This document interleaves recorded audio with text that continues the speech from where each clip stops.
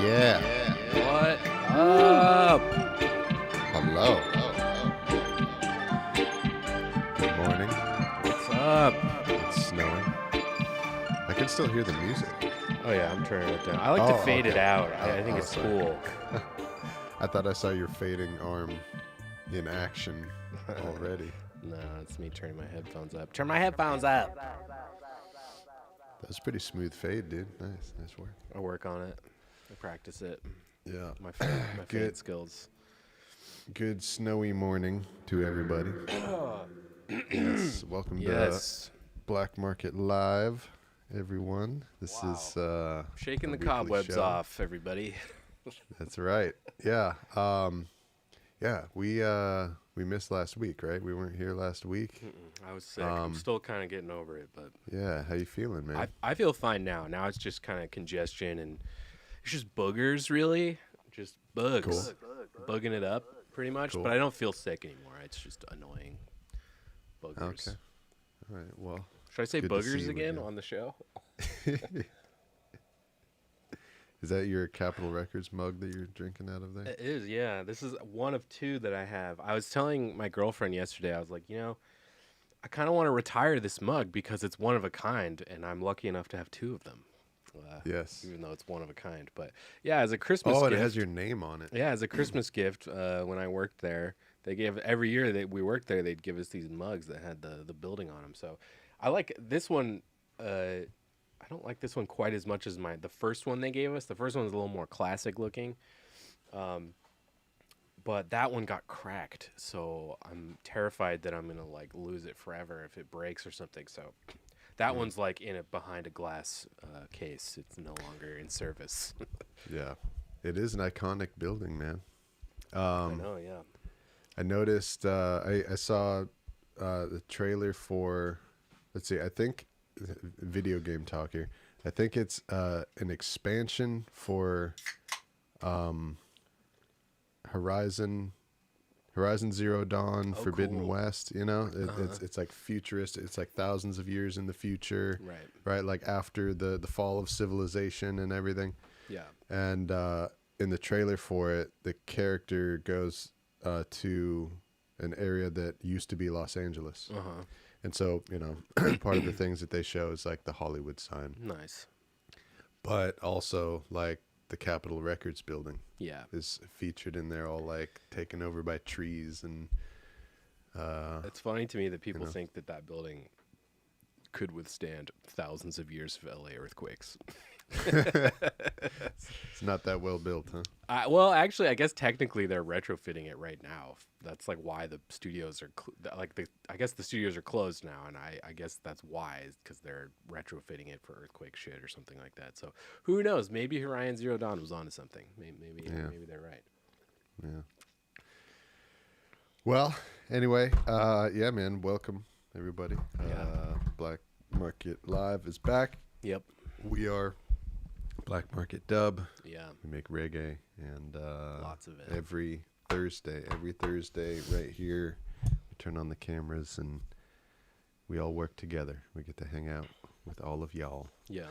And yeah, I'm Brandon in LA. That's Nate in Nashville.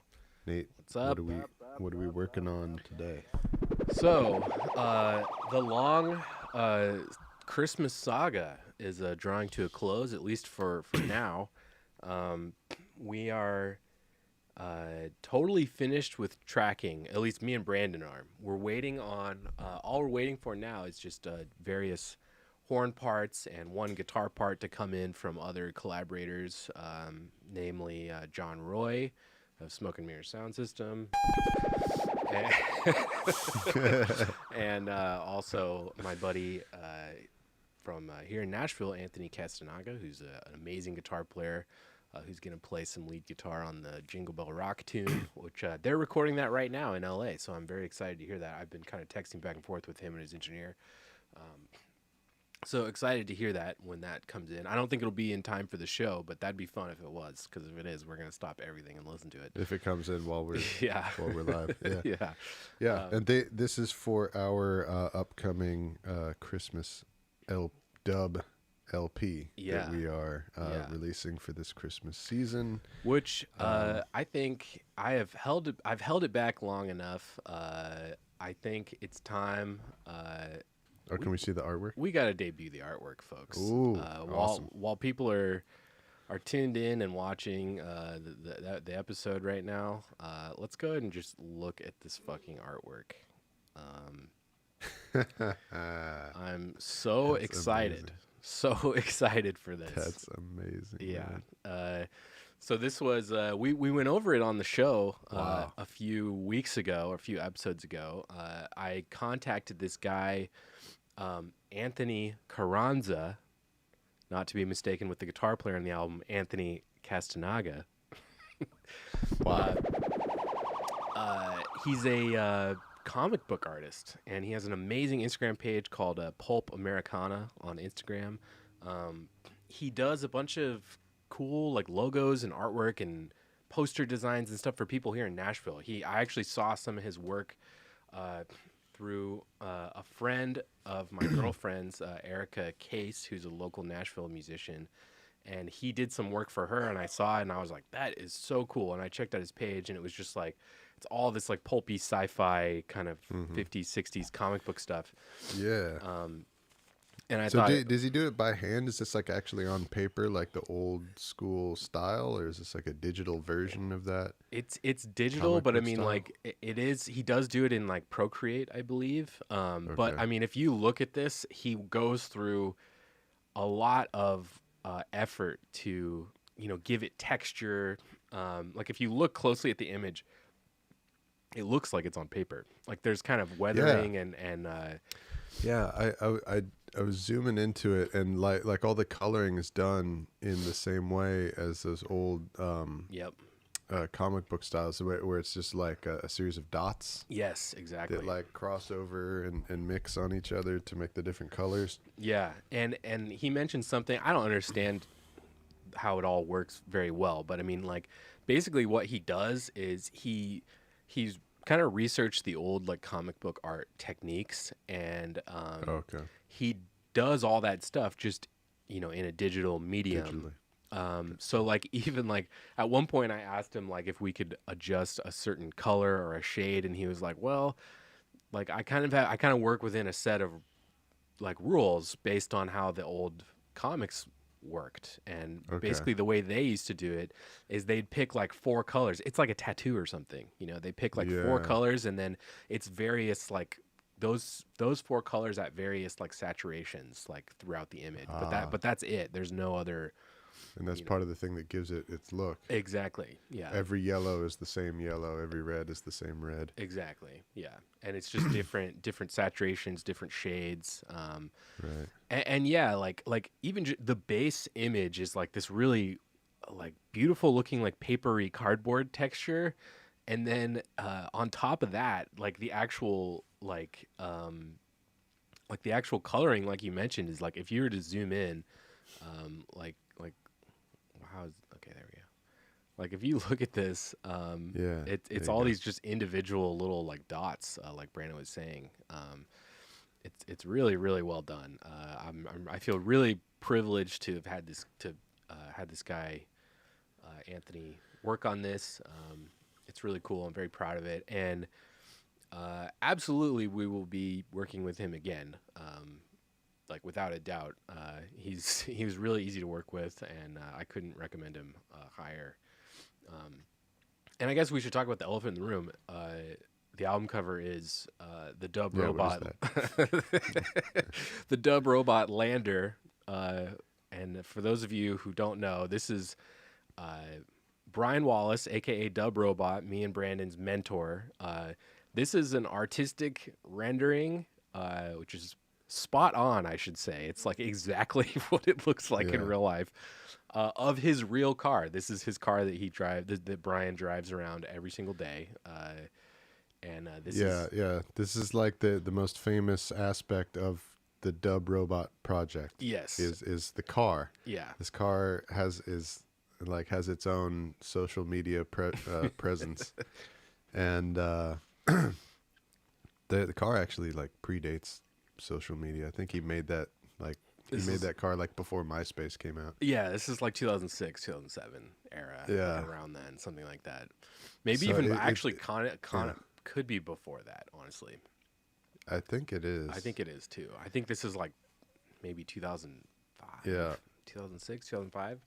So yeah, Dub Robot. It's very intricate and multifaceted dub reggae performance art installation. Yep. And the car is a huge part of it. So it's a Volvo with all kinds of different pieces of technology. Yes.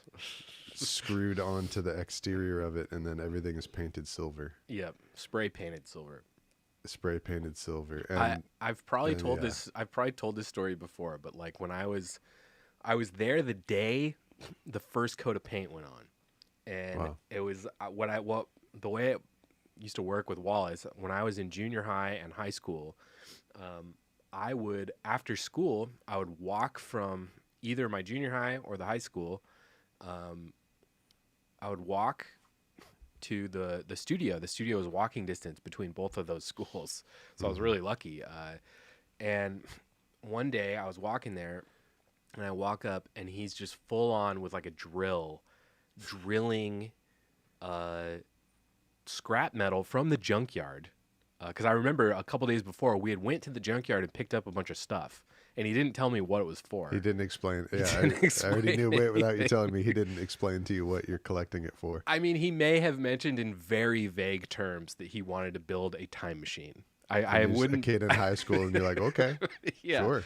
Yeah, like he in very, very vague. Oh, he told you he was building a time machine. Okay. He may have. He may have. And when you're with Wallace, you're just like, You're just all like, right. yeah, for sure. Yeah. Yeah, let's build a Totally. time machine. And I'm Time like machine, 14, so I'm definitely. like, whatever, man. This is great. This is way better than high school. I don't by want the to way. not be cool and go like, time Yeah. machine? What are you talking about? This No, is you like, go like 1,000 oh, times. yeah, for sure. This is 1,000 times better than Yeah, me school. too. So yes, let's do it. Right. It's either this or go be in school. Yeah. So I think that was like a weekend project. Like I was like over at the studio on a weekend, and then it was like a Monday or Tuesday. I walk over, and he's like, all this scrap we had picked up. He was drilling it into the side of his car, and he like tossed me a can of spray paint, and he goes, "Okay, get to work. Start painting it. We got to paint the time machine silver." And I was like, I literally looked at him, and I looked at like some of my friends who were with me, and some of the other people that like also were like interning at the studio, and I was like, I think he's having a nervous breakdown. Yeah, dude. I remember hearing about that he had done this to his car, and I was like concerned for like his well-being. Yeah, for sure. But it turns out it was the coolest and most like clear-headed, confident thing, like vision he ever had. Yeah, I was wrong. Like it I was was totally the wrong. right move. History has proven it was the correct move. Yeah. The car is iconic. Car's absolutely iconic. Man, we should share a photo of it in real life. Let's do it. Because I think people probably won't. The real car, and the reason why it's on the cover of this Christmas album is because Dub Robot, the man we're talking about, he is the featured soloist. His saxophone is playing like the main melody, like the main lead part on all the songs. Yeah. All of the Christmas classic songs. There you go. This is the car in real life. Yeah. The time machine or the lander. What is the actual name? You know better than me. So, I always hear it referred to as the time machine. But I've heard him called the time machine. I've heard it in various eras referred to as the lander. I showed this album artwork to Taylor Belmore last night. I was talking to her, and she said, without prompt, she said, "Who'd you get to draw the lander?" And I was like, okay, all right. There you go. There you go. I think There's photos of him with it. Yeah, here's a good one. That's another good picture. There's So one that's Wallace. Brian Wallace, the Dub Robot. Yeah. With the lander. Yeah, and then I love this kind of shit. People, these are just like fucking like pictures people take like in in the wild. Yeah, right. Yeah, most of the photos online of it are just people taking a picture on the street and posting it, just being like, "What the fuck did I just see? What is this? Is this? Am I dreaming right now?" Yeah. So yeah, There you go. It's like it's the icon. It's the symbol of Dub Robot. You know? Yeah. It's and in a lot of ways, it's just like, I don't know. For me, I've always wanted to, like, I don't know, like having Brian on this. He's the featured performer. He's playing lead. He's playing every lead melody across the whole album. He means a great deal to me and Brandon. So in a lot of ways, it's like I just want to immortalize this car. It's a fucking Volvo. Okay, it's not going to be around forever, and that kind of worries me a little bit because I feel like we need this car needs to be solidified in another medium, in another way. There needs to be more art made of this car. It needs to be, it needs to be protected. It's like, who knows what'll happen when the fucking catalytic converter gets stolen or something. So, it's just like, in a lot of ways, it's just kind of like a tip of the cap to Wallace. He is also the featured performer, so I feel like it's fitting, and it's like this Dub Robot car. It is one of the coolest, pieces of art that I've ever been involved with ever. And I feel really lucky to have even had a small part in being a part of it, and so it's cool, and I love it, and it makes for really eye-catching imagery. Santa Claus driving the Dub Robot mobile through space with the help of Rudolph. Pulled by reindeer. Which the lead reindeer is Rudolph. Yeah. If you it look, has a red. I didn't notice nose. that. I told him, until I was just now. like, make sure Rudolph has a red nose. Is there the right number? Let's see. I'm gonna count on the screen. So, how many are there? 9. There's supposed to be 9. 1, 2, There's 3, 9. 4. Okay, cool. I think I said that very confidently. I don't actually know. Could be 7. Who's the first one? On Dasher, on Prancer, on Donner, and Blitzen. On no. I don't know. On Chat. Start naming off all the Dasher, reindeer, please. Yeah. What are all the reindeers' names? No, Dasher and Prancer come later. Who are the first two? On somebody, on Donner, Blitzen, on Dasher, on Prancer. I have no idea. Somebody in Vixen. Herschel. Herschel and Vixen. That's it. It's not Herschel. I just made that. No, I know. It should be though. Yeah. So yeah, very stoked on this. Let's give a little dub clap to artist Pulp America. Good job, Anthony.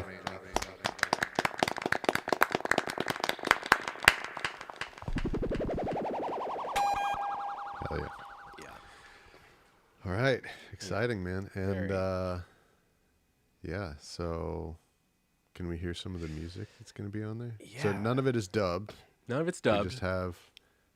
We just have the raw tracks of things, right? Just the raw tracks of everything, yeah. But everything's been kind of massaged and mixed, and these are really good rough, kind of interpretations of what what I will be dubbing out when it's done. And by the way, there's way more tracks on here. This is way more complete than you guys have heard them for those of you who have been hanging out on the show for the past month or however long. Yeah. We've been recording a lot of these tracks on the show here. Yeah. So a lot of you have heard a lot of this, but there's way more here. Yeah, there's that been we've never played on the show before. Me and Brandon in our own time in the last couple of weeks have done a lot of work, and we've had just a ton of shit come in from collaborators. I don't think any of you guys have heard.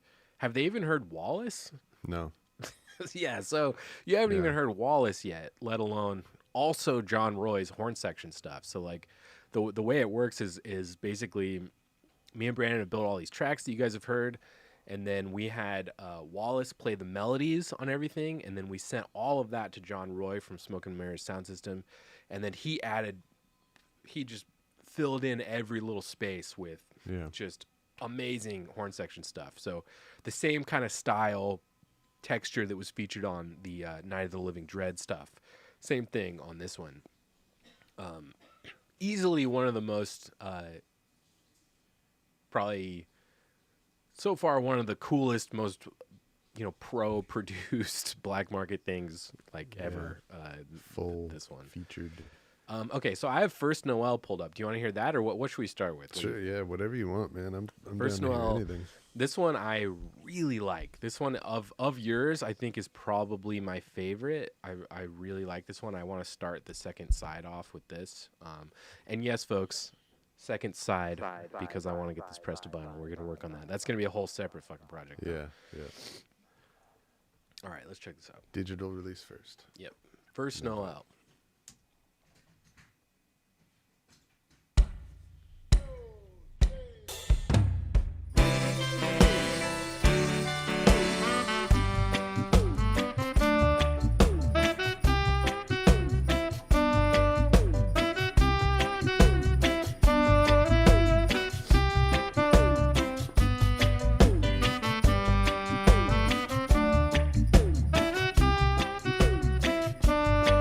Sounds good.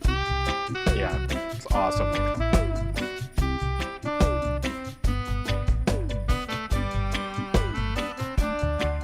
That's class.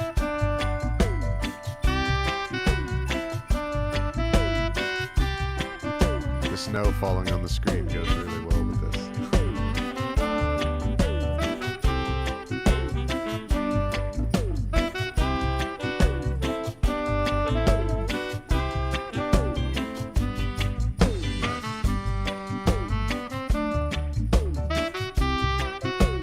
So that's Smoke and Mirrors saxophones that we're Yep. looking at there. Yep. That's way cool. Cranked them up a tiny bit.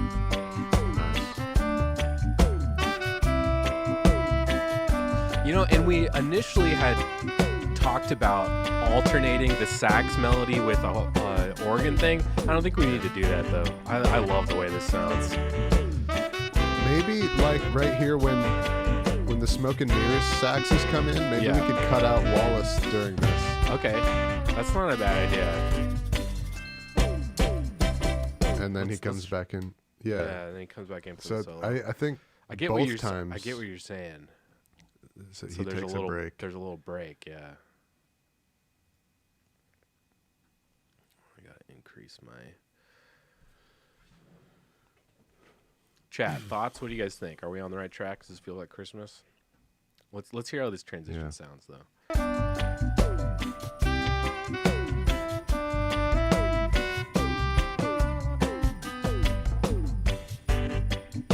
Oh yeah. Just let this be its own section.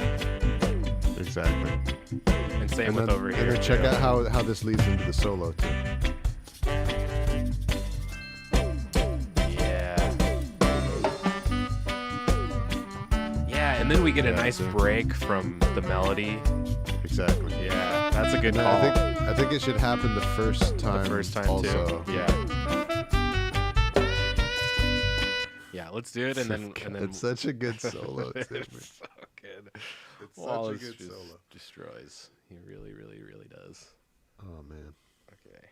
Yeah, that sounded better, better, better, better, better, better, better, better. He's so good. It's unfair. I was telling Brandon the other day when we first started getting Wallace horn tracks in. I was like, I feel really lucky to know this guy. Yeah. He's like in my cell phone. I can be like, hey, play horn on my stuff, please. And he's like, uh-huh.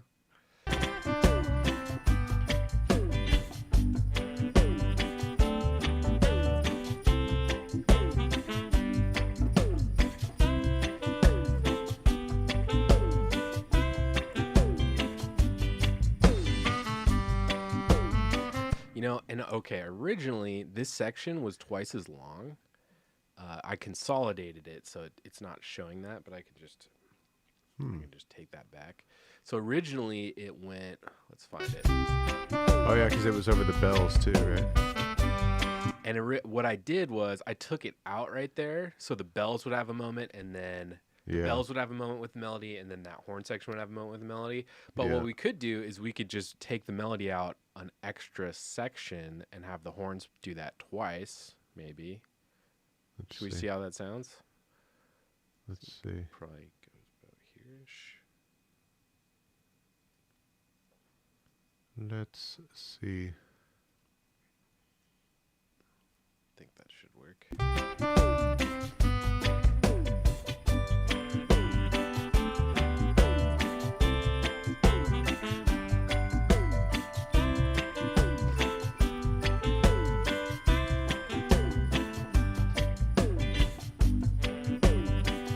We could repeat the bells there again. I think so because this thing right here is a harmony. Yeah. It's a it sounds like it's meant to accompany the lead voice. So maybe we bring the horn back right here. I would say if anything, the first one. Okay. Rather than the second one, because melody. because the lead melody actually it is a little bit different in that one. Right. It's a variation. So, because in the beginning of the song he plays. What if we this first Noel melody has two variations. They're almost exactly the same. But in the beginning he plays melody 1 twice, and then he plays the second melody right there. Okay. Tell me if this makes sense, and just say no if you don't think it does. What if we move this snow falling bell thing one over? Yeah, that would be good. Let's try that. Okay. Okay, let's hear this.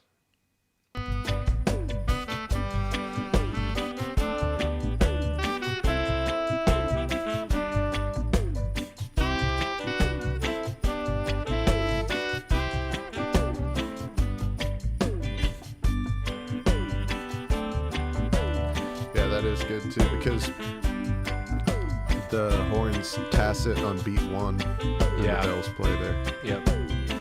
I'm even thinking, what if we do this? What if we only keep the first half? Yeah. Especially, this is the variation right here. Yeah. That's the part that's different.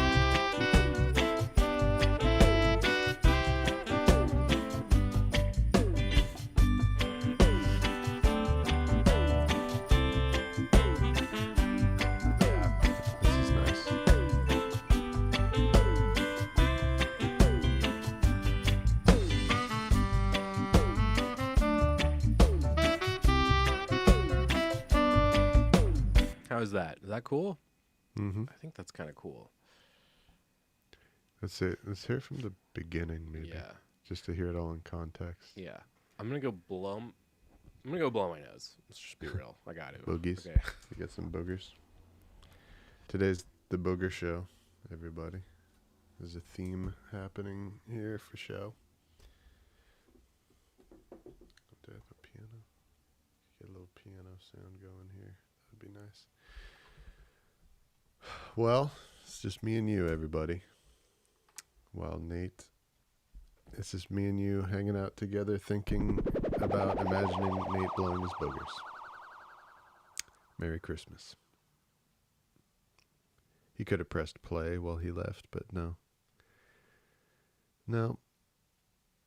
He just decided to leave us alone. This is like that moment in Wayne's World where Garth is by himself and he slowly goes insane. That's kind of how I'm feeling right now.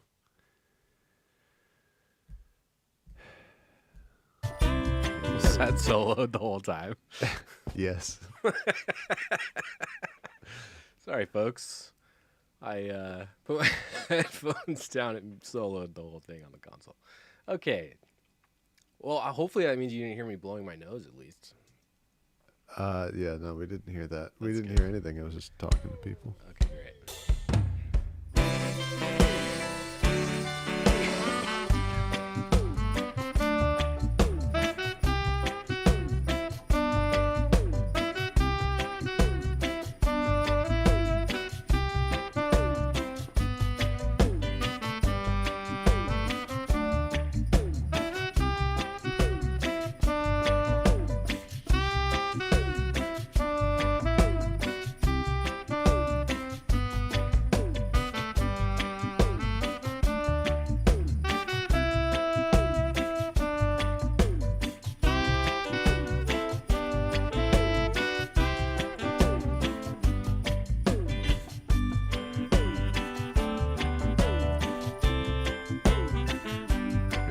feels like a new section. Yeah. Which is what this was missing. Yeah.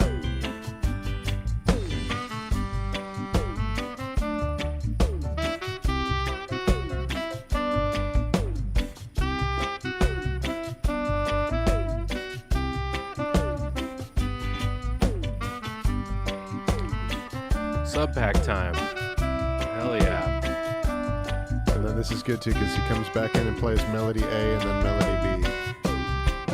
Okay. It gives it more movement. Yeah, this is good. This is really good.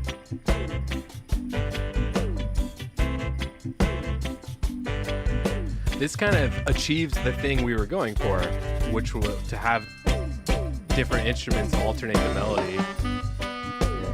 And right there, yeah, it feels way more natural coming into the solo. It doesn't feel like we had to wait 10 minutes for the solo anymore. Yeah, totally.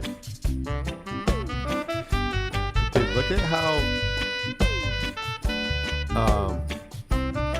that second part that John Roy played. This Again? Yeah.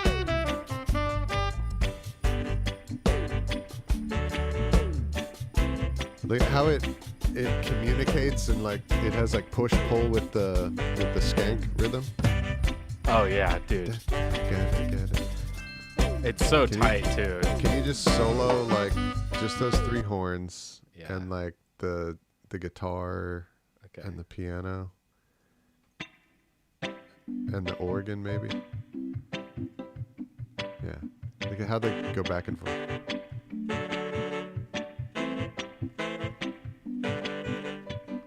So good. It's the pocket is just like it's so locked.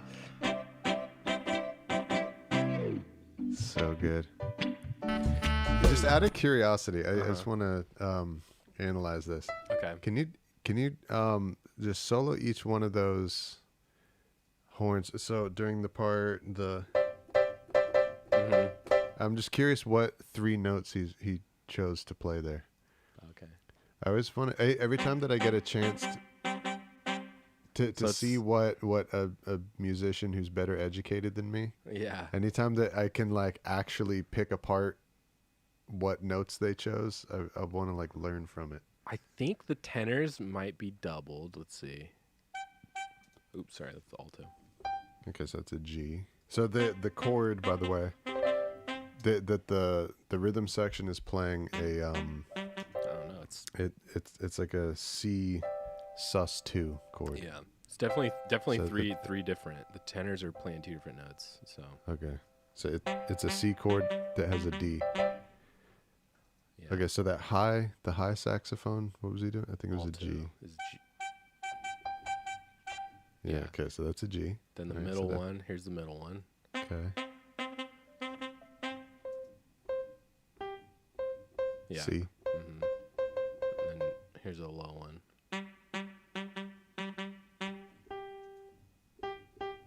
And a G. Yeah. Okay. All right, so he definitely heard what you were doing on the piano, and because the piano is doing that same sort of thing, right? so the piano is a G, a C, a D, and an E. Thomas Blondette over on Twitch. What's up, man? Thanks for What's watching. up, Tomas? Repping the Twitch. That's Yeah, that's an underground move these days. it really I love is. it. Yeah. Yeah, nice. Glad somebody's using it. Yeah. So yeah, here's. But yeah, he's just playing the 1 and the 5. He's just making like a C5 chord. Yeah.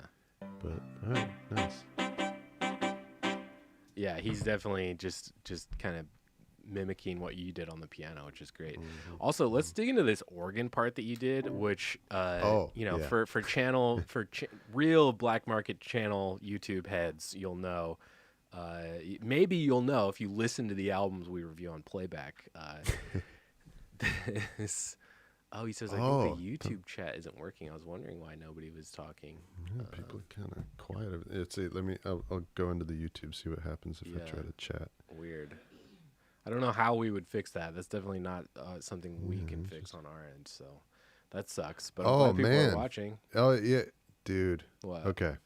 Is there like a ton of people talking? Yeah, everyone has been talking on YouTube this entire time, and it's not showing up here. Oh, shitty. I'm not seeing it Okay. on the back end either. It's not like it's just not showing up on the screen. It's not showing up like back here either. So that sucks because there's 11 people watching. I bet there's a ton of fun shit people are happening absolutely in the chat. participating. So I'm going to go back. Let's get caught up here, okay? Let's get caught up. All right, so I'll rolling it back. So Skunk Dub says, "Morning, brother. I'm gonna try to work on a few things here on my end while I listen in. Nice. Super stoked on the new album. Been bumping." He says we've been bumping the Black Market dubs all week. Hell yeah! So that's exciting. New stuff coming from Skunk Dub. Nice. I want to know what you're working on, man. Definitely. Tommy Hysanius, who also worked at Capitol with you, he says, "Wow, I never got a mug." And you have more than one with your name on it. I have and two. he never got one. These mugs are one of a kind, and I have two. That doesn't make sense, but yes. Sidewalk Andy says, "Lads, chat, word up all." That's awesome. Satsuma Scout says, "Strong Dave Gibbons and Watchmen vibes." Oh hell yeah! On the album art. Satsumi is one of my clients for High Noon. Great artist. Go check out some of his music on Spotify. Tight. And yes. Wow, how annoying! Like OG Watchmen vibes in the animation. I'm telling you, illustration there. There's like quite a few people watching and chatting right now. Different people. There's a lot. We can't fucking. This sucks. Oh well. The Funky Canuck says, "Hey everybody, What's up?" Hola, our brother from the north." I'm gonna just roll the track back while we're going through. All right, sweet. Tommy AU says, "Mounties in the house." Fuck yeah. The Funky Canucks helping out with the names of the reindeer. Blitzen, yeah, I can remember Blitzen. Okay, thank you. And then Satsuma Scout says, so it's Dasher, Dancer, Prancer, Vixen, on Comet and Cupid. Those were the ones I was missing. Comet and Cupid. And then the final two, Dunder and Blixen. Huh. That doesn't sound familiar, but that's what Wikipedia says, so it must be true. And then, let's see. Laurel Shiga Aitken is here. Christmas time. Nice. What up, Laurel? Okay, yeah, and then Smoke and Mirror Sound System. So John's talking about trying desperately to weigh in on these decisions that we're making about his saxophones. That he's like, don't do that. No, he says my second half was definitely to go with Wallace. So, okay. Yeah. So the second half of that is meant to go. So, yeah. What do you think about that, John? We got the second half going with him, and then you going alone on your own. Yeah. I think it sounds kind of nice. I think it sounds cool. Papa Jocko, Holland, pull up. What's up? Got a horn section. Mary Dreadmiss from Papa Jocko. Let's see. Thomas Blunt's massive. Yeah, chat's frozen. Dang, bummer. Oh well. And then Smoke and Mirror says, I pull at the intervals that emphasize. Yeah, on those chords. Exactly. Sounds good. And then he says, sounds great. So I think John is happy with our arrangement decisions so far. We've got lots of Christmas love in the chat. So yeah, anybody, it looks like something is wrong with the YouTube chat today. So if you really want it to show up on the screen, you can bail to Twitch. Otherwise, I'll keep my phone here in front of me. So if you say something on YouTube, I can read it, but it won't show up on the screen. I'm trying to look. I get like I just tried to chat on YouTube. Yeah. And it says connection in error state. So I don't know. I'm wondering if maybe if I just turn it on and turn it off again. Maybe maybe it will be okay. I don't know. But I think it'll boot everybody though. Yeah, I think it will too. So that's all right. I'll just read what people say. Yeah. Skunked Up sounds. It's sounding so nice, bumping through our system. So we're on the big screen, on the big speakers. Hell yeah. Over in Skunked Up land. Thomas says, "Are you guys at the same studio?" No. See that I saw because it's Twitch, so it's definitely some kind of YouTube issue. Yeah, it's YouTube. So I'm sure it'll be back to normal next week. Yeah, I'm sure. So Thomas, actually no. I'm in Nashville. Brandon's in LA. We link our studios kind of over the air through various convoluted methods. To see each other we use Discord, and to hear each other we use Source Connect. Yeah, the service, it's called Source Connect now. Yeah. You can get like high quality audio link over the internet. There is a small delay, but it's not that bad. Yeah. We each have just like the master output of our studios connected, so we can hear each other, and it both goes to the stream.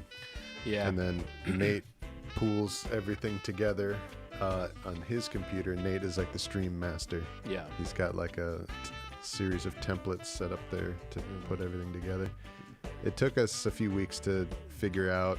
It's really complicated. It really is. It's crazy. It's very easy to break.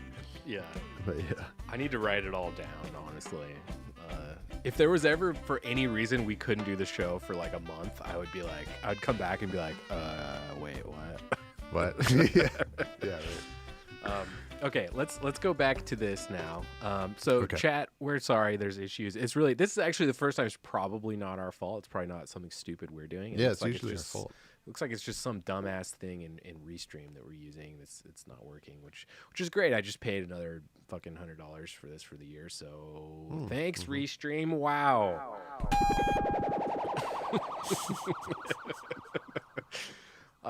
Okay, let's go. It probably is our fault. In a way that we don't realize. Yeah, who knows? Yeah. All right, so let's go back to taking apart this horn stuff. Okay. And let's go to the next section and see how this works. How these are playing off each other. So this is in this gorgeous solo. Yeah, this is towards the end of his solo.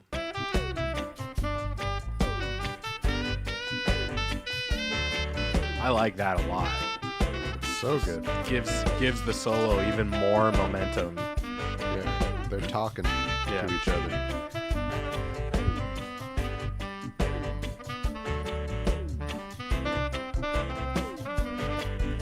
I got way busier with the piano in here too. Yeah, everybody's grooving, everybody's having fun. Wallace is just like getting the blood pumping. I like how he keeps going on these hits too. Yeah, dude. Just fucking unreal.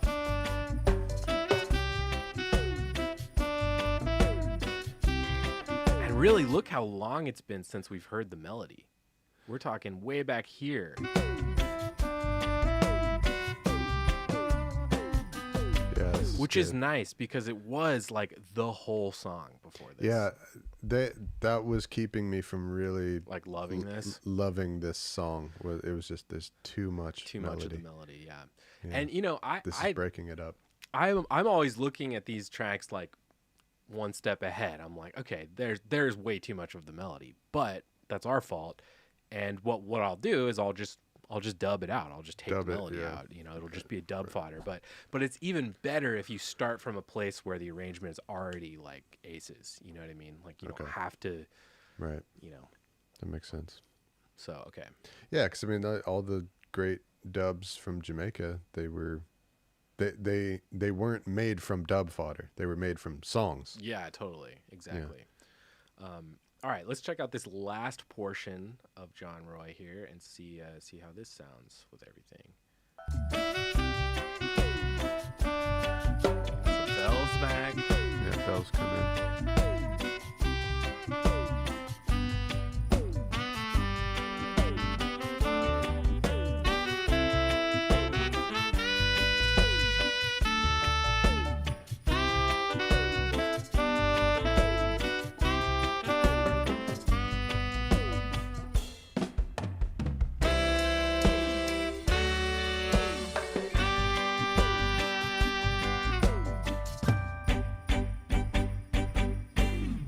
extremely strong.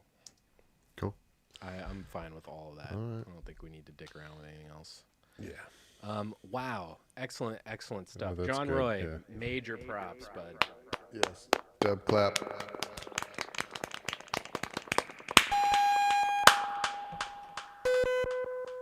Yeah, sick. All right, what's next? Let's see here. I just love listening to these. I know. We're going to wind up just doing this on the show today, I can tell. Okay, let's do Santa Claus is Coming to Town. So John Roy sent me this last night. It was like 1 a.m. in Nashville, and this is why I'm tired. He sent me the tracks, but he didn't send me like the tracks bounced with his changes or with his additions, or he didn't send me like a version. It's like just the track with the horns. He sent me just the horns individually. So I was like, I had a choice. I was like, okay, I either wait till the morning to hear this, and this is my favorite song of the ones I spearheaded, or I can get out of bed right now at 1 a.m. and go work on this track. And that's what I chose to do. Nice. So I went and I chose the correct option. Yeah. I'm going to do some consolidating of some of the warping I did so this doesn't freeze over while we're listening. So this will just take a second. But okay. Jason Jerzak says, big ups. What up, Jason? Hell yeah. Yeah. Any other chat news? This feels like we're doing like this is like telegrams or something. We're getting hot off the wire. This is like snail mail version of YouTube chat. Yeah. Yeah. This is like some very strong like 2005 vibes in here. Yeah. Yeah. You're welcome. Where you can everybody. stream, but it's not very full featured. Yeah. I don't know what the fuck's going on with the show the last couple weeks. I have a feeling maybe it's the snow. Maybe the snow, as the asbestos raining down, is causing some kind of issues. But I mean, that would only cause issues on the OBS end. I don't know why it would then cause issues on Restream. Restream is just taking the signal that OBS has. So this is just some stupid. It's like when it rains in LA, man. The infrastructure just can't take it. Yeah. Like the snow is just breaking down the infrastructure of our little stream city here, man. Yeah. It's the only explanation. Freeze these guys. Okay, that's gonna take too long. Let's just see if this works. If I start getting CPU overload, I'll pause it. But I don't think we should. I think it should be okay. Okay. All right. Santa Claus is Coming to Town. So this is a remix based off the or not a remix. Jesus, I'm so used to just everything's remixed, but this is not. These are covers. This is a cover of the Jackson 5 arrangement. Nice. So most of the songs I did, I wanted to keep relegated to like the 50s and like the 30s to the 50s is kind of the era I was going for. But this is one of my all-time favorite songs. And this was the first song I worked on. And I think this is going to be the one that leads the whole album. This will be track 1, I believe. Ooh. So, and yeah, it was one of those things where like I told John, I was like, this is a really important one. It's going to lead the track, or lead the album. And So do good on this one. Don't do bad like you did on the other. Yeah. Well, I just had a specific thing I wanted him to do, which he starts off not doing, and I got scared at 1 a.m. last night. But then he does it the rest of the time, and it's actually awesome that he doesn't do it the first time. So it's perfect what he did. I love it. So here we go. Santa Claus is Coming to Town.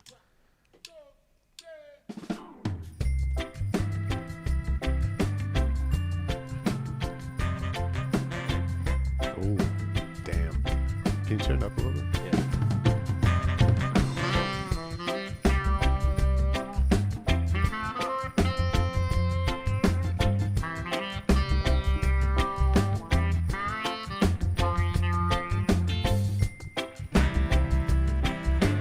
This, dude. Oh my God. Wow. It's so good. It's so good.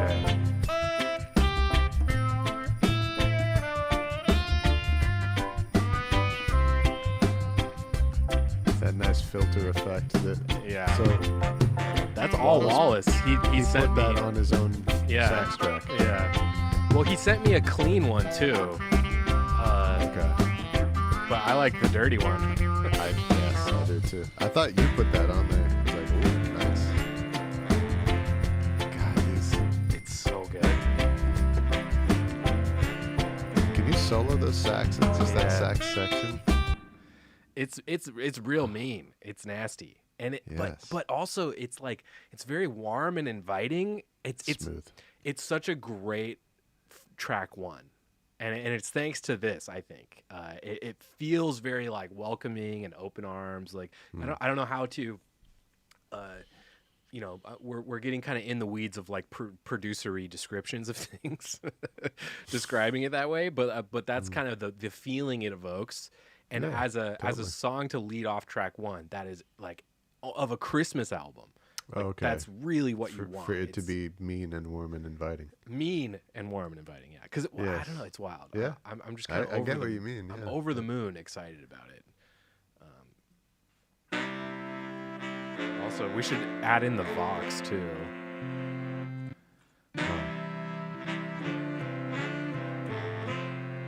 Ooh. Yeah. God, yeah.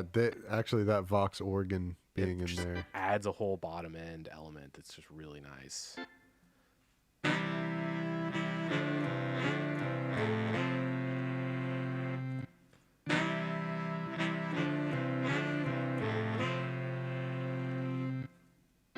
Probably edit the tails a bit of the box, but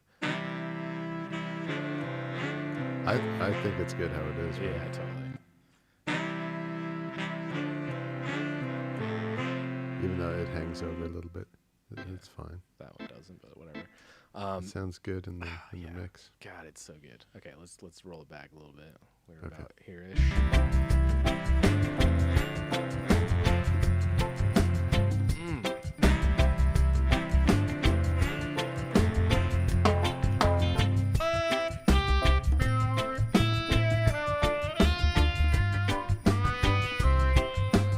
Did you do that Glock? Yes, yeah, I added the Nice. Glock. But you're gonna get credit for it. On the you're all. I just filled in for you that day.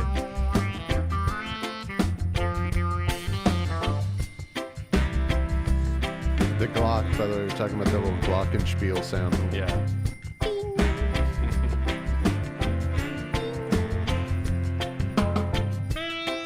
It's basically like the world's tiniest xylophone. Yeah.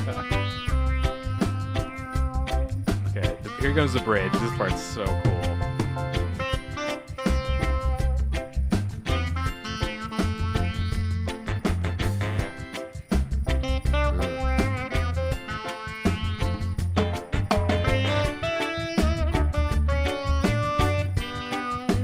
Oh, I see. So be good for goodness sake.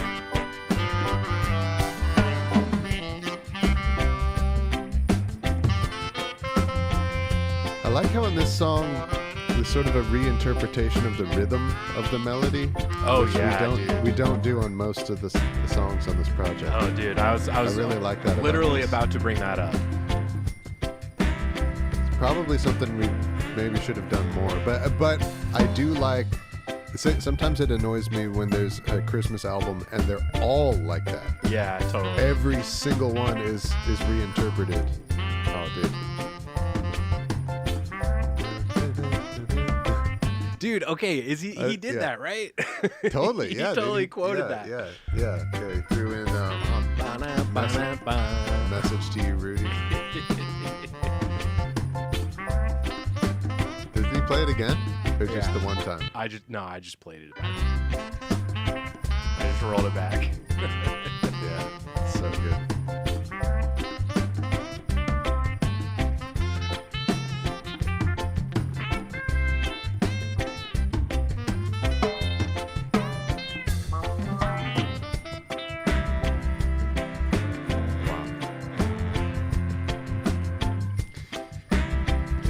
But yeah, like I get annoyed by Christmas albums where they're all a reinterpretation, and there's no like, let me just listen to these songs that I like the way that I know them, you know? Yeah, totally. Another solo, because why not? Can't get enough of those from Wallace.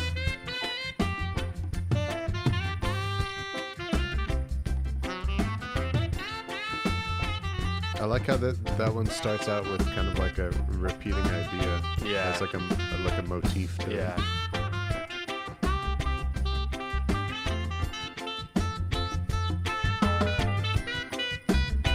Wow.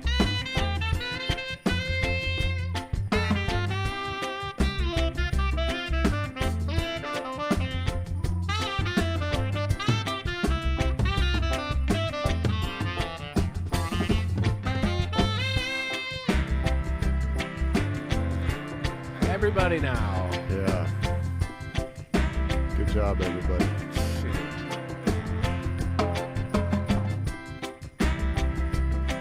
These little Vox organ fills. Yeah. That's good. Dude, unreal. So proud of that one. I love how that turned out. Yeah. This is good. truly, we're entering the realm of like, where I can say it feels really good to make music that I would actually listen to. Like, this is the kind of Christmas shit I want to hear. So, and I think that's a good that's a good guiding light to follow when it comes to making music. To make stuff you actually want to listen to. But yeah, to go back to what you were saying about his interpretation of the melody. Like the rhythm. Yeah, it's a new rhythmic, like, place for it to sit than the original song. I think it's like, it's because the tempo I chose, I think, because the tempo of the original is way faster than this, I believe. Santa Claus is coming.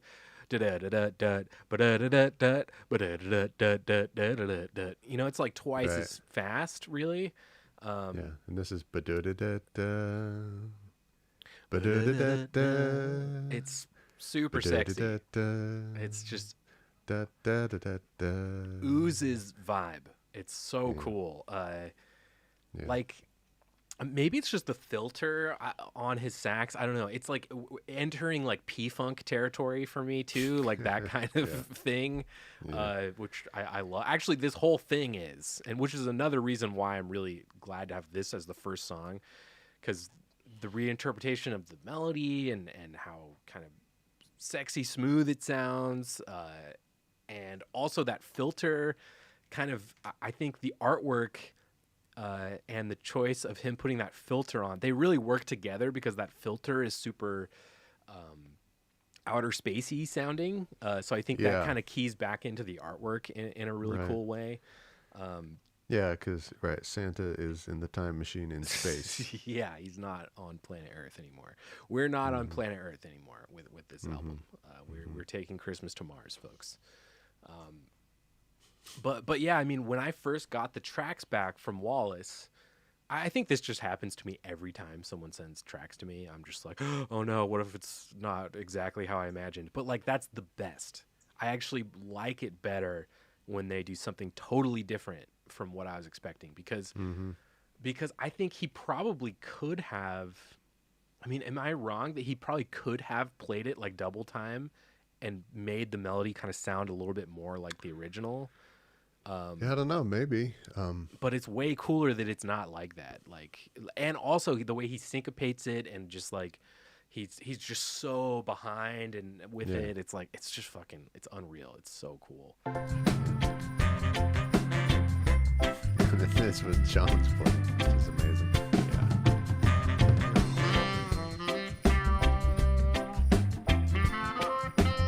I guess maybe he couldn't. I think he had to do it this way.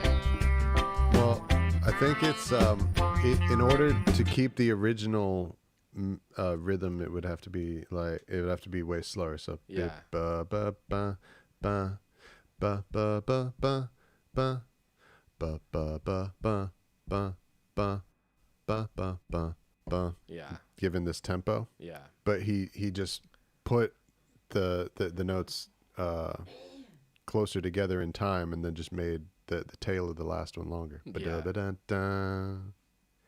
Ba-da-ba-dun-dun. Yep. Ba-da-ba-dun-dun. Yeah. Rather than ba-da-da-da-da. Yeah. Da-da-da-da-da. I think that's what must have like thrown da. me off when I first heard it. But it's brilliant. I really think it's like It's a good solution because really one of the great. things that I realized is, I mean, I'm pretty sure like normally when you're working with horn players, especially if I'm gonna keep a horn playing is just going to be a featured instrument, much like a vocalist, you want to make sure that your arrangement is in the right key for the instrument. Yes, and this is kind of not. And we didn't do that. Yeah, we didn't do that at all. We just recorded our tracks in whatever key we were going to do them, and then just gave them to him. So if it's not an ideal key for his horn, like I think one or two of the ones that I did, Definitely some of the ones I did were not a good register. yeah, right. White Christmas in particular. Yeah, it was like, oh, that sounds like it's in an awkward place for that instrument. Yep. So yeah, that's something that we overlooked. Yes, but I think also tempo Yes. is another thing too.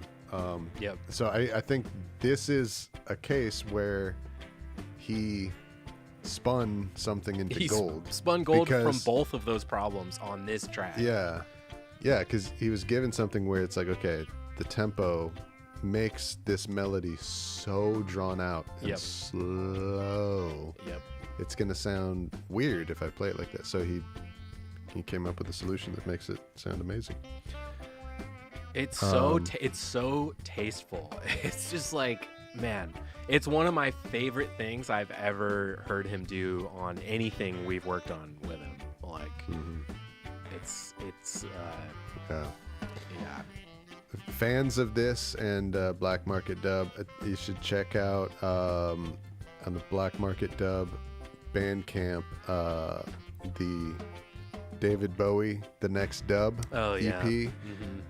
Features Wallace He's all really over that. heavily on David Black Market Dub versions of David Bowie songs. That to me is Still some of his, the best. Are you talking Some of about the best stuff ever. Are you talking about in terms of just Black Market or Wallace in particular? Both. That's one of my favorite Black Market EPs, but it has some great Wallace playing and interpretations of David Bowie music on the saxophone. I don't even know if he's like a particularly, like if he's like a Bowie head or a Bowie guy in particular. I wouldn't be surprised if he kind of wasn't, but like every time we've sent him stuff on for Bowie, it's like a no-brainer. He's fucking kills it. That's true. He plays on other Bowie EPs as well. He plays on the third one. Yeah, He does Young Modern Love. Americans thing, Yeah, Young Americans, Modern Yeah. Love. He kills That's those true. ones. We got some action in the chat. Papa Jocko says, JA Studios, Jamaica Studios need to up their game, lads. Black Market Dub, Wise Owl up top. Yeah. Nice and fresh.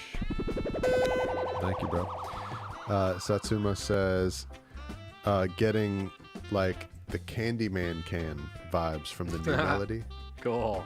The Candyman can. Totally. That portion of it actually literally is the Candyman can I know, in right? that rhythm. Yeah. Yeah, it is. Yeah, man. And then Jocko said, yeah, spot on. Satsuma. Wow. Yeah. That's true. Yeah. Played Just- in the new way. But yeah, just that moment, and then in context with the rest of it, it's like it's a piece of the Candyman can that is now in Santa Claus is Coming to Town. Yeah. Yeah, I'm just over the moon with how this stuff is turning out, folks. I'm extremely proud of this stuff. I don't even know what to say. I'm so excited to bring the final, the finished product home to you guys. It's definitely on the way. All right. Let's go to the next one. Should we just listen to all the newest versions of stuff? I mean, we might as well. Sure. Yeah, man. All right. Let's see. I'm having fun. Me You guys too. having fun? Yeah. All right, what one do you want to hear next? And especially too, this is good. We do need to do this anyway because we need to check these arrangements and see if there's any changes that we want to make. That one I think is perfect the way that it is. Yeah, that one's fine. Yeah, just go down the list. Whatever's top, whatever's next. Jingle Bell Rock. We don't have God Rest You Merry Gentlemen back from John yet, or Oh Come All Ye Faithful. So we can still listen to those if you want, but okay. There's probably other stuff we could check in those, honestly. But yeah. Let's just listen through these real quick and just check the arrangements. Yeah. Make any changes we want to make. Yeah. All right. Jingle Bell Rock. So this is the one I've got. Anthony, the guitar player, working on probably as we speak. I bet you they're recording on this track right now out in LA. Oh, sweet. So he's going to play a guitar intro. He's going to do the intro. I just told him to basically play a little kind of lead.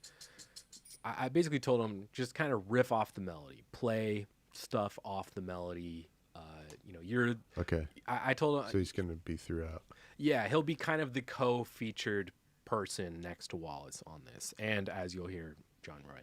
But okay. I told John Roy, and John Roy, if you're watching, since you guys both recorded your stuff kind of independent of each other, the guitar and these horns, there's a chance I might have to pare down John Roy, or I might have to pare down Anthony. We'll see.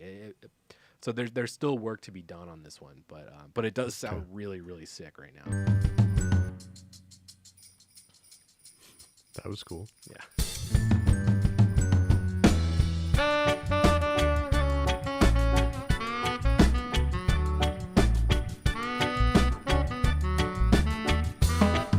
Bass line for this.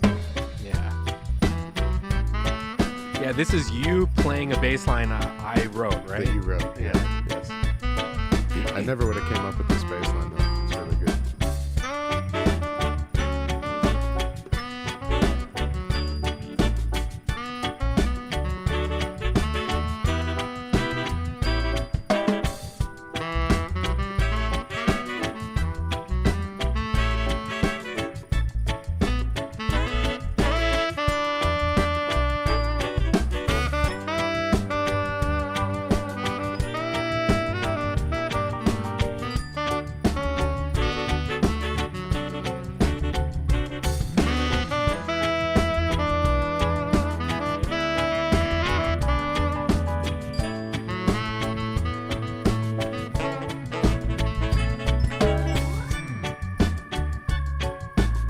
This might be a guitar solo right here. We'll see. Okay. It's great how another instrument takes over. Right? Yeah, I love it.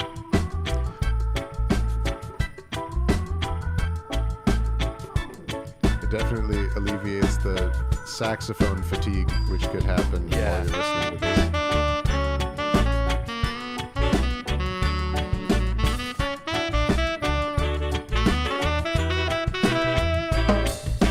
This album is verging on sax overload, maybe. If you're not a fan of saxophone, this might not be the album for you. You know what? I think this one needs filter on Wallace too. Oh,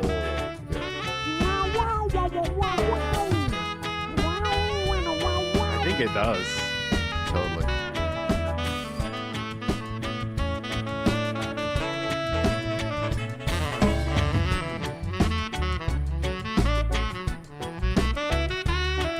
Such a good solo. Maybe your biphase, your phaser.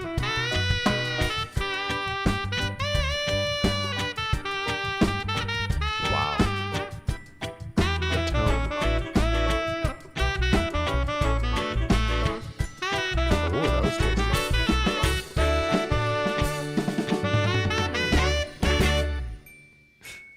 Yes, this shit is so good. I love that you added the bells there. World. That's so good. A little joy to the world at the end there for you. Yep. Yeah, DeFunky Canuck says sax to the max. Yeah. Man, they just that little move that he does as it goes into the outro is really amazing. Wait, but before, like a little bit before, I'm pointing at the screen, like you can see what I'm pointing. A little bit before John comes in at the end. Yeah. Yeah. right here.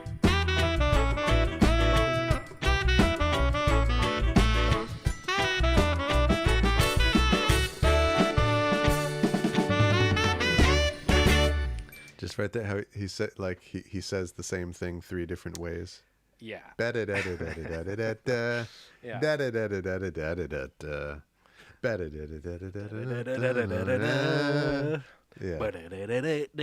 It's fucking sick. So good.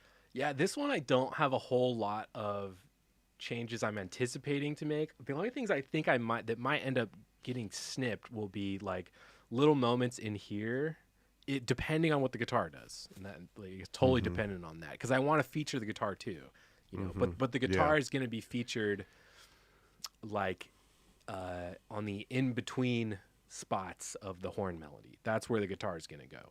So depending on if that steps on the horns, one of them's gonna have to go. Maybe I'll pick one verse where it's just like horns, and I don't know. I have and to all of this really raises the question too of like, how deep are you going to dub these? Okay, that's another important thing, which I think some of the tracks. I think here's what I'll say: your side is more dubbable than my side. I think your side will. Your side is more songs. Yes, so it's very possible my side will be kind of a classic black market quote unquote dub album, where it's really a reggae album with very heavy dub elements and influences. But I mean these dubs, especially on my side, are going to be like borderline not improvised. Like they're going to be like I'm going to have to improvise them, but I'm going to rehearse them, and it's going to be repeatable, and it's going to be stuff that is like all in support of the arrangements, because I love these arrangements so much. There's so many things there's so many great things that great players are doing. And another thing is we've kind of talked about maybe doing, because the arrangements are so good, we've talked about doing like a dub version of the album and then like just a full version of the album where there's nothing impeding on the arrangements, right? So there's no dropping out of elements or whatever. And I feel like that's kind of a cool idea, but it also really goes against the spirit of the project. And it goes against anything I've ever done before. I want to make the definitive version of this. And that's it. I don't want there to be any confusion or, I don't want to flood people with, because ultimately the version I want to do is the version where it's like the best of both worlds, right? That's kind of my favorite way to do it. Sort of like Easy Star All Stars. Yes. Level. They are kind of. That's exactly the masters of riding that line. It's both worlds. It's a song and it's a dub. Yes, and that's exactly what I'm pretty much on all my stuff. That's exactly what I'm going for. Is kind of the Easy Star. Well, not necessarily, because the last one we did, Night of the Living Dread, that one was like full dub for me. Like that was like heavy on the just dubbing it out and like making the dub elements the star. It just gave me an idea. This may or may not be something that you want to do, but an idea to float. By the way, Dead Human says, yo. Yo, Dead Human. What up, Dead Human? An idea, speaking of Easy Star, which is their track listing when they release something, it's the whole album done in that style. Yeah. Of, it's unquestionably a dub, but it's still the song. Yeah. And then at the end, there's like two songs that they've chosen that is just a deep full-on dub. Yeah, that could be cool. So it could be like side A is 5 tracks, your 4, and one of mine, whichever one belongs the most with those, or suits being in there with them. Then the other side is my other 3, and then 2 just of the front ones. Yeah. Deep dubs. That sound good taken completely apart. Yeah. Just totally destroyed dub. That's a good idea. Maybe. And then there's a total of 10 tracks. I still like the idea of doing 2 more songs. I think that sounds fun. Yeah. All right. Yeah. Because I feel like, because the other thing is we're going to try to sell this on vinyl next Christmas. We haven't even started that process yet. So this Christmas, you're going to get an 8-song album. The plan so far has been we're then going to record 2 more songs in the next month or 2, tack those on to the end of each of our sides. And then next Christmas, when it's on vinyl, those 2 songs, at least for a while, I think will be exclusive to the vinyl. Maybe until the vinyl sells out. One of the songs we know is going to be the New Year's Eve song. Yeah, Auld Lang Syne. I have no idea how to pronounce that song. Auld Lang Syne. Auld Lang Syne. Auld Lang Syne. Yeah. And then I don't know. I'm not positive on the other one I'll pick, but it's not super important right now. Okay. But cool. But yeah, I like that idea. And you're right. That is kind of a cool thing that Easy Start does, where they just do heavier dubs of some of the earlier tracks. I feel like it's always 2, right? They always pick. It's at least 1, 2, yeah. Or maybe 1. Yeah, it's 1 or 2 usually. Okay. But I don't know. I think I'm really stuck on doing Auld Lang Syne, however you say it. I'm really stuck on doing that one. So I at the very least want to do that one for sure. Dead Human says epic vinyl. Yes. Yes. And Absolutely. Jocko says double album with gatefold sleeve. Totally. $7,000 I don't have. That's the other thing is like I do want this to be on vinyl. So if it's on vinyl, whatever's on vinyl is the version of the album. And I don't. This is probably going to wind up becoming a self-funded thing, or Dude, I'm we going just gotta hit the pavement, man. Just go out to the record stores and just, hey, yeah, I got these records here. yep, You put them up in your window. How many can I put you down for, Mister? yeah, You know, yeah, we can go old school with it. yeah, Make our money back tenfold. yeah. All So, right. Are you happy with this arrangement? I like this arrangement. I like This it. is Yeah, like I said, there may be some little changes I have to do, but it's right. kind The of guitar. That's dependent on the guitar, so we're still just we need the waiting on guitar. that. I even just checked my email to see if it came through, but it has not yet. So no worries. All right, yeah, let's go to the next one. Jocko says, and picture disc. And fucking picture disc. Honestly, this artwork would be cool for a picture disc, but all right, let's see. How about White Christmas? This is another one on my side where it's very clear that I gave Wallace a bad key to do this song on, but he makes it sounding really awesome. And definitely John Roy, everything he does on this is like makes it. John Roy's contributions to this one kind of put it over the top for me. I think is that your phone or my phone? This is my mom's phone. Okay, got it. His elements really kind of make this arrangement for me. I really enjoy it. So all right, White Christmas. Let's hear it. Made famous by the Drifters, or at least that's the version I used. Oh.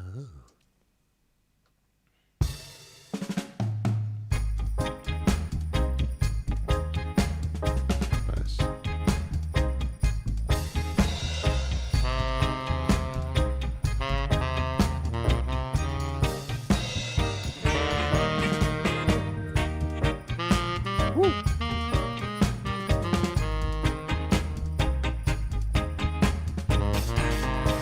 Wow.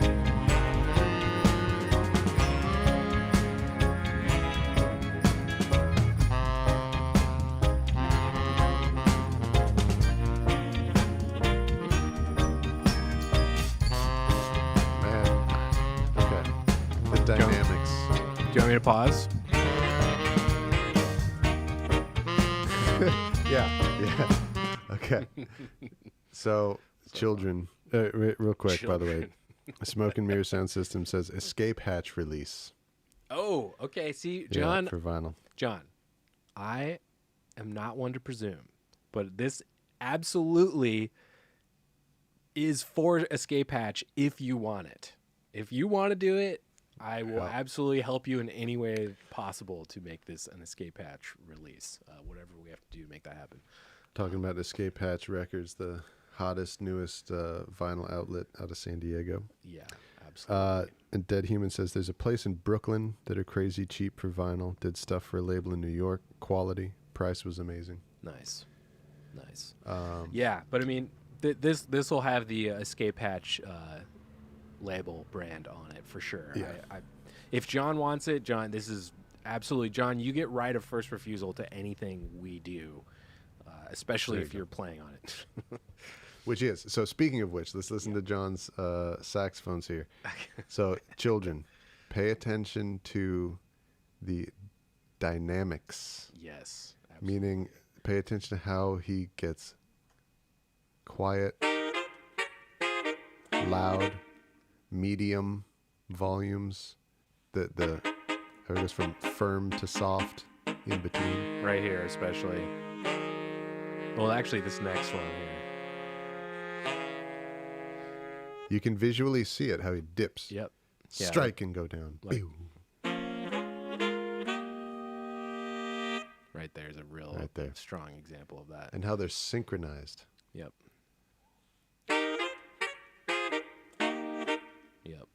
See? Very It's not just playing the notes. No. This is why John Roy gets the call, everybody. The amount of control over the strength of the notes. All right, let's roll this back. There's so much more going on than just playing the notes. Yes.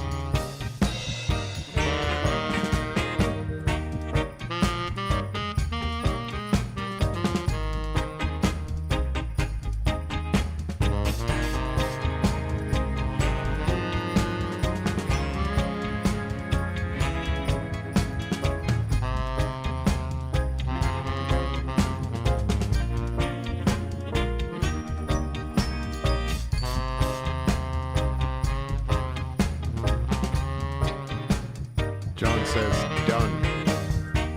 What? John says done. Yep. Absolutely.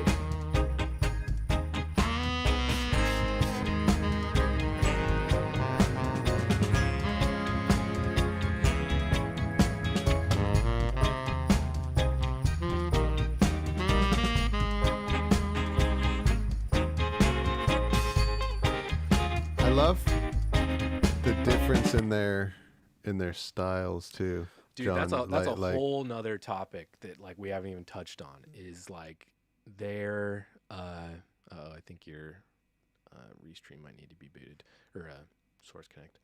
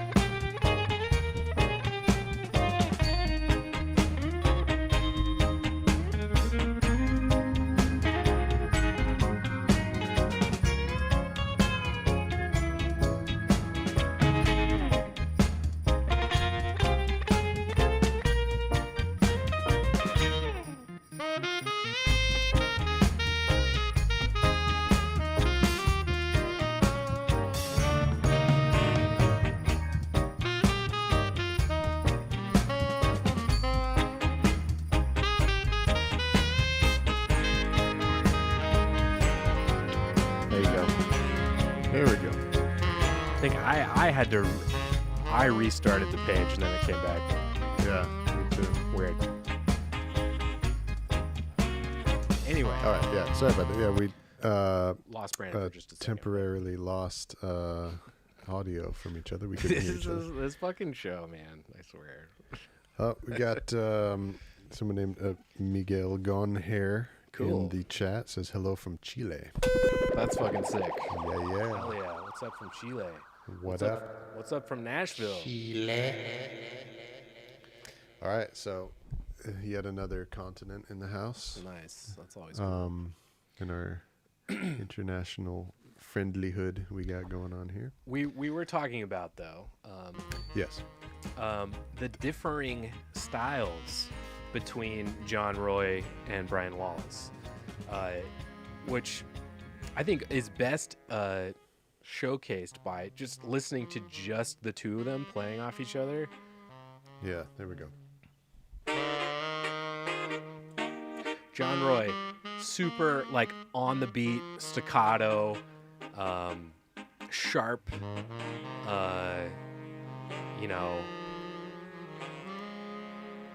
really emphasizes the interplay between the rhythms that are going on in the track, where Wallace is like just this gluey goop that just kind of melts over and is like floating in between notes and in like he's the polar opposite as far as like phrasing goes and like style and it's like, to be honest with you guys,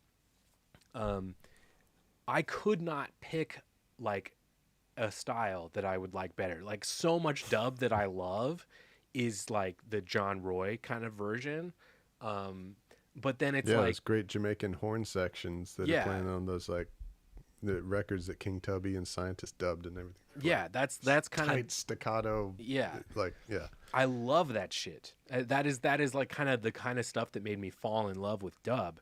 But then my history with Brian and being kind of immersed in more of the styles he plays, more of like the rock steady kind of stuff and kind of the looser kind of feels that he exemplifies so well. It's an impossible, you know, choice, and so it's awesome to be able to have them both on a song and it totally works. Like them sharing those two styles, sharing spaces together is kind of amazing. Oh yeah, actually, it's totally one of those cases of neither is better. No, but it's the fact that they are both here. They're both happening at the same time. Yeah. Is, you know, salty and sweet, and salty and that's a good way to put it. Tight and loose at the same time. Yeah, you know, they. Just play a passage of them playing together. Okay. Soloed there. Wallace, just super mellow.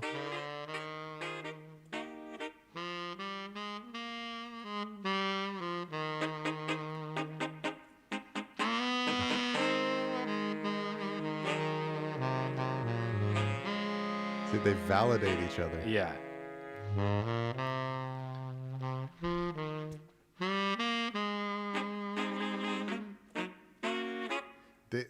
They make each other. They make the other one sound like there's a reason why he's playing like that. Yes. There's a reason why he's playing loose to counteract with the tightness, and then there's a reason why he's playing so tight is to counteract the looseness, counterbalance the looseness. Yeah. Which is funny because they both, this particular song, they both recorded these parts independently of each other. They like John Roy recorded these parts without hearing Wallace, and Wallace did this before John Roy was even on board. That's right. Yeah. So I didn't hear it. It's just natural. Yeah. Natural. They're just good, folks. They're just good. We got Tiana LeBeau in the house. Welcome from Wisconsin. Wow. Cool. Yeah, there's a lot of people watching the show today. This is really fun. I'm really glad you guys are all watching. I'm bummed this is the one time our chat's never worked. Our chat that's the one part of the show that's like always worked without fail. It's not showing up on the screen, but they can see each other, so it's like it's working in the actual that's good YouTube, and that's how I can see it. I have YouTube up on my phone, but it's not today. It's not showing up on our feed on the screen. I'll get it fixed after the show. But. Yeah. Twitch is working though. That's good. It's good for the at least I hope it is. If somebody's chatting on Twitch right now and it stops showing up on the screen, no, there's only one. I think it's just Thomas on Twitch watching. So yeah, Thomas, check in, make sure you're still alive out there. If you're there, I'm sure. Make sure we can still hear what you're saying. Yeah. But yeah, okay. So far so good on this arrangement, I think. Yeah. So all right, we're kind of leading into the guitar solo part right here. Yeah.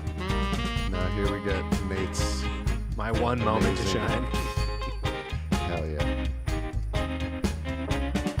This is such a good solo. Okay. actually, we can. Here's the thing. It's not that I don't like this solo. I think I did a good job. But we have an alternate. Oh. And we could do an alternate if you guys want.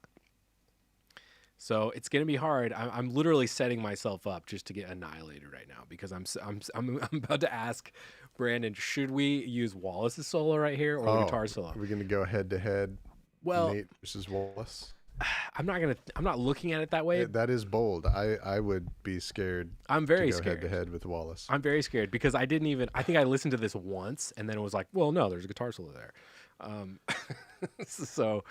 Well, let's also let the chat weigh and let the people hear. Yeah. Let's hear let the people hear the guitar solo. Yeah. I've heard it, but help us figure this out. Some because context. It's not that I want to be featured or something. I don't give a shit about that. It's more that I think it's nice that there is a break from the horn. I think that's important in all these songs because there's so much horn. There has to be times where,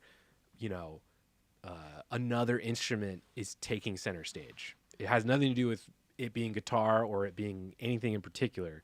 It just has to be something else every once in a while instead of just horn the whole time. So that was kind of my thinking going into this whole arrangement before Wallace was even on it. Was, okay, this will be a moment in the song where there will at least be something else as a respite for horn on that. Salty from the sweet. Yeah. But yeah, let's just do whichever one's better. Let's check it out. Yeah. Okay, so here is my solo, and then we'll swap it out with Wallace's.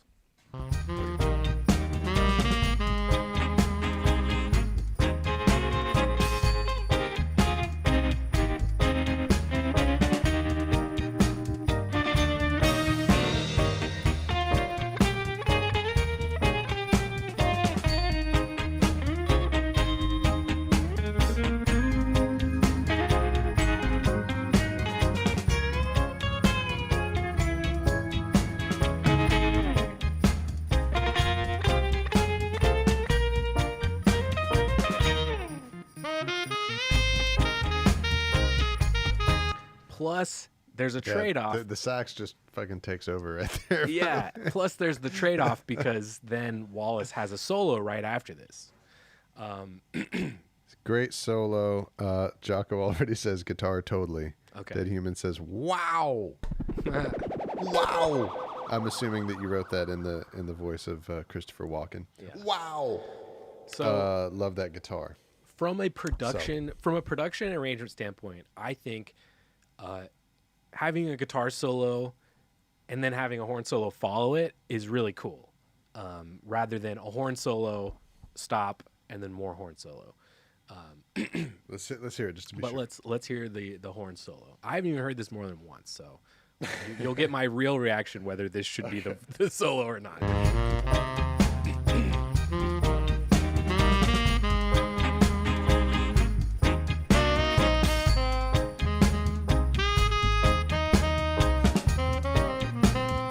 That sounds really good. Yep.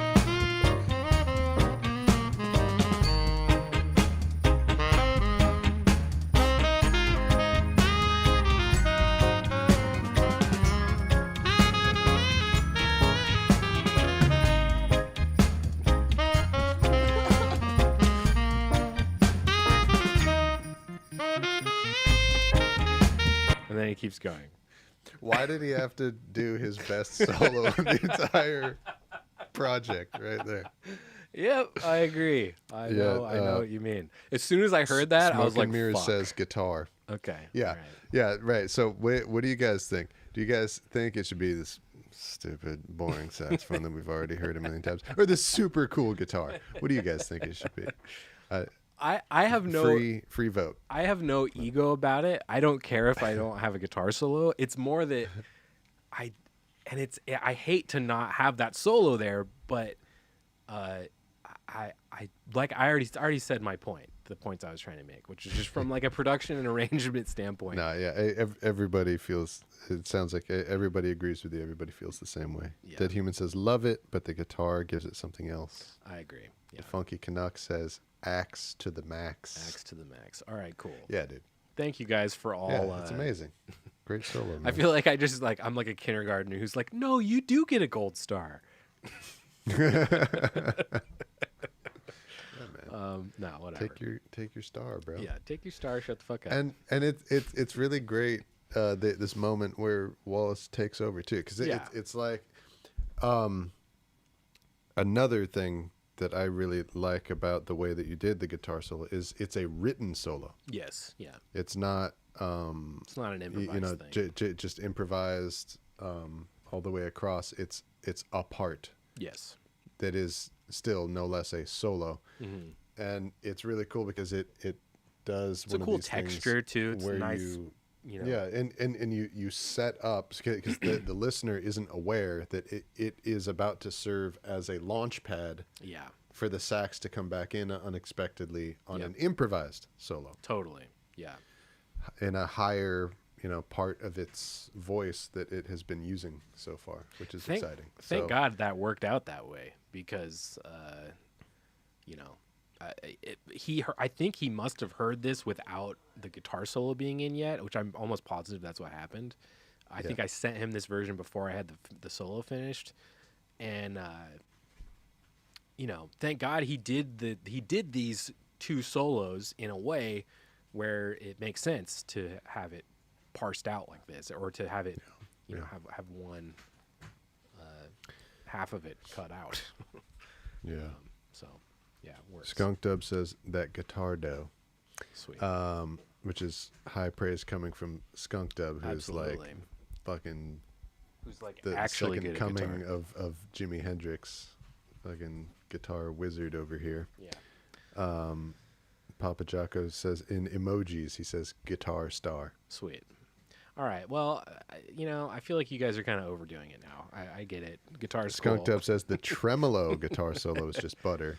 Yeah. Pointing out that nice tremolo effect that you've got. I like that solo sound. The tremolo as well is a big part of it. I think that's very Christmassy. All right. So let's listen from this part out to the end of the song.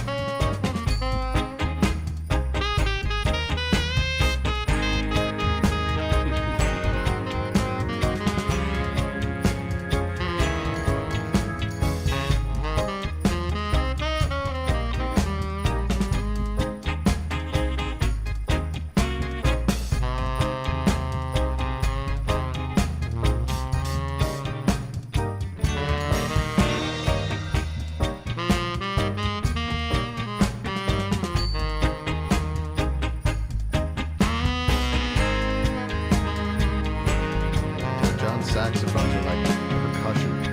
Yeah.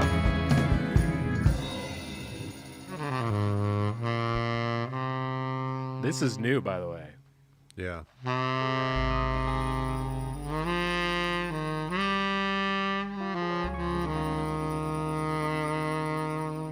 Yeah, it's way chiller than before. Nice. Yeah. Very cool. Cool. Is that how the Drifters version ends? It is sort of. Okay. It's an interpretation of that, but they do this extra thing where I would say about before the third chord hits, the third and final chord, they go jingle bell, jingle all the way, and I skipped that because I don't want to fucking deal with all that. Because I was like, how am I going to do that with? How am I going to do that with drums? I don't know. There's like percussion. I totally could have done it. Oh, the band comes back in for it? Sort of, yeah. I totally could have done it, but I was like, you know what? This is fine. Whatever. But you just didn't feel like it? Nope, didn't feel like it. All right. That one rules. Let's go back. Let's listen to another one of your songs that you've done. Yeah. Me. Let's Yeah. listen to more me. Although I think, what other ones? I think we already did First Noel. Yeah, we did First Noel, but I'm trying to think what other ones has he done that have of yours that have horn on. I actually don't think any more of yours have horn on them. I think he's working on God Rest You Merry Gentlemen and Oh Come All You Faithful, and we're not going to have horn on Oh Holy Night. Oh Holy Night. Well, we got the solo wall. Let's see how that one sounds. Yeah. Let's do Oh Come All You Faithful, because I actually did. I don't think have you heard this, what I've done to this one yet? I don't know. I'm not sure. Let's listen to that one, because... Oh, Jocko says, sorry, gotta go, people. Keep on dubbing. Right, Jocko. Keep it trill. Yeah, peace, Jocko. Be careful out there in the wintry Scotland. Don't slip on any ice, bro. Yeah. Indeed. And we'll see you next week. Okay, so this one... What have you done? So this one, I added... My God, man. What have you done? I added another Les Paul tremolo guitar. Oh. I added the Vox in there, but it's really only playing lines. It's not really doing any of the chord things. Oh. Wallace is in here. And then I sent this one to John Roy too. Originally, we were going to leave this one alone, but the more I listen to it, the more I'm like, this could totally have full John Roy horns on it, and it would be sweet. Mm-hmm. So we'll see. Well, he's only making everything sound better. So I know. But you'll see when you hear what I did with the Les Paul that, like, okay, really the more the merrier as far as like this choral kind of thing that's going on here. I'm heard at.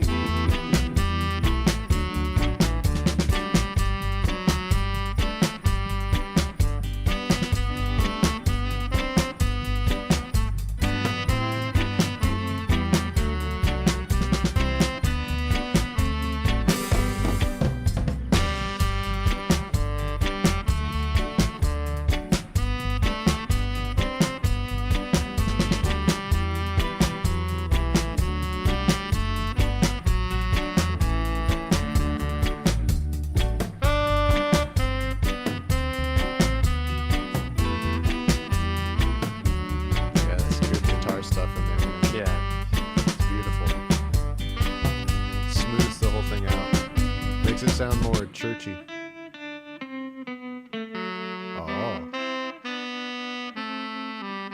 Oh, you're playing the harmony. That's the stuff I really wanted you to key in on. Okay, can you play the guitar, which is playing the harmony with that, and Wallace, the lead voice, and then also with the bass, which is also playing a harmony to the melody?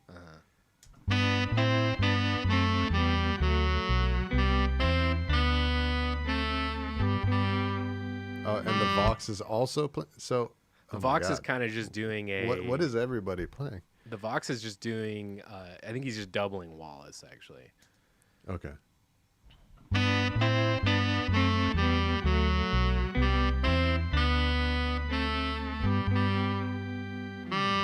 But that Vox is so churchy; it's great.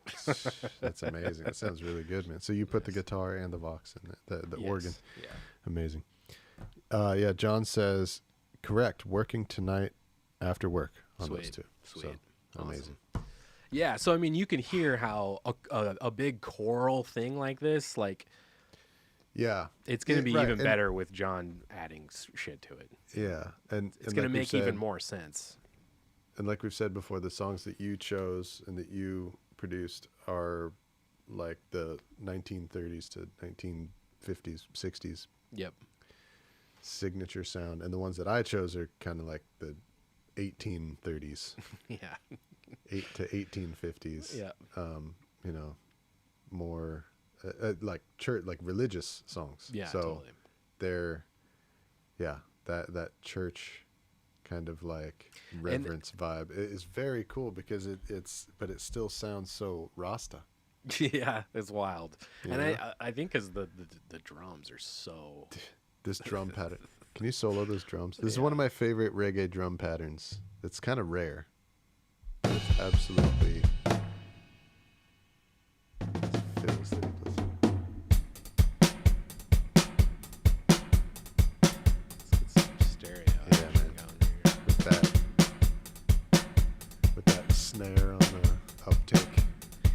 these drums are much brighter sounding than a lot of the other ones on this. I thought I'd put an EQ on the kit or something, but this is how it sounds. It's very crispy. Those hats especially are just so nice. Yep. Nice bounce on the hi-hat. Yeah. Anyway. Yeah, this is Horseman, who knows who we are now, by the way. Yeah, he found us. Found us and knows who we are. He found one of the reels I posted on Instagram doing a dub of the last EP. And he hit me up on Instagram in a message and was like, dude, this sounds fucking sweet. It was awesome. I was like, man, we literally, you have no idea how much stuff you're on. Yeah, this is the drummer Horseman who records the finest reggae drum tracks in the land and then sells them on his website. Yeah, We've works been with using his Prince Fatty, records all his stuff. Yeah. He actually told me that he's going into the studio, I guess, to record more stuff. Good. I was like, thank fucking God, we're dude. Nearing the point where like we need more, man. Yeah, we do. We've used all like 200 of your drum tracks. I told him that. I was like, dude, I was like, man, will you put them on your website? Like, I will literally buy everything you record. Like, I'm not even joking. Like, I will buy all of it. Like, I buy 4 of them. I buy probably at least 3 or 4 of them every single month. Like, it's totally a business expense at this point. Yeah, absolutely. Dead Human says killer drums. John says I'll be adding a load of passing tones a la brass quintet. Cool. Barry, 2 tenors, 2 altos. He's gonna do 5 saxophones on this. That's kind of what this calls for, though. Yeah. There is room for that. I really do think so, because it's supposed to sound like a choir, like religious, like we said, like church, like old church music. Yeah. All right. Let's keep listening. I think we're about here-ish. Yeah.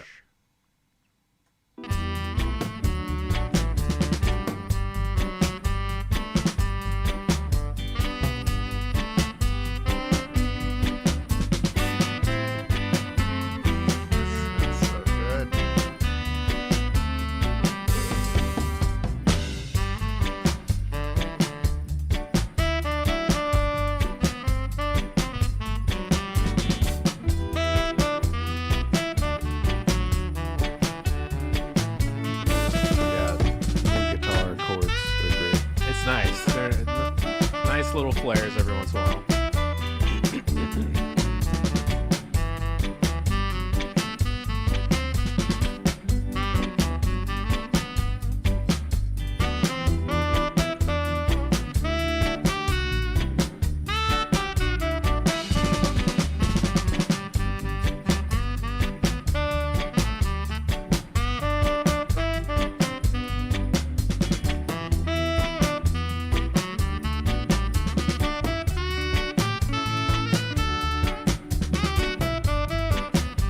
Epic solo right here. Yeah, I made it nice and long just so he can do whatever he wants. Yeah, big section. It's good. Otherwise, this could wind up being way too short of a song if you didn't have this. Yeah, because the melody only happens 3 times all the way through. Or no, 4. 4 times.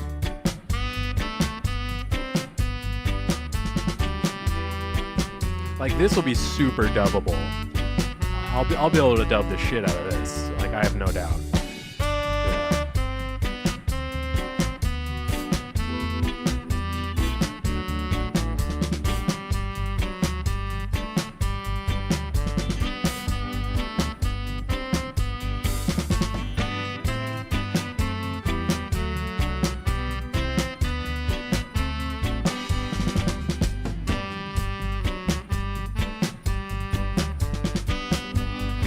Love this. Let us adore him, bro.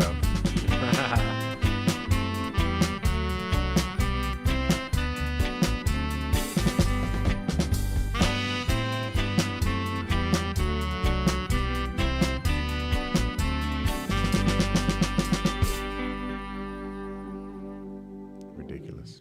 Super good. Yeah, I like it. I don't feel like not a lot to change anything. No, I don't think so either. Yeah, and it'll be kind of dependent on what John does, but I'm not anticipating needing to do a whole lot of that to that one. That one's pretty solid as far as arrangements go. Yeah.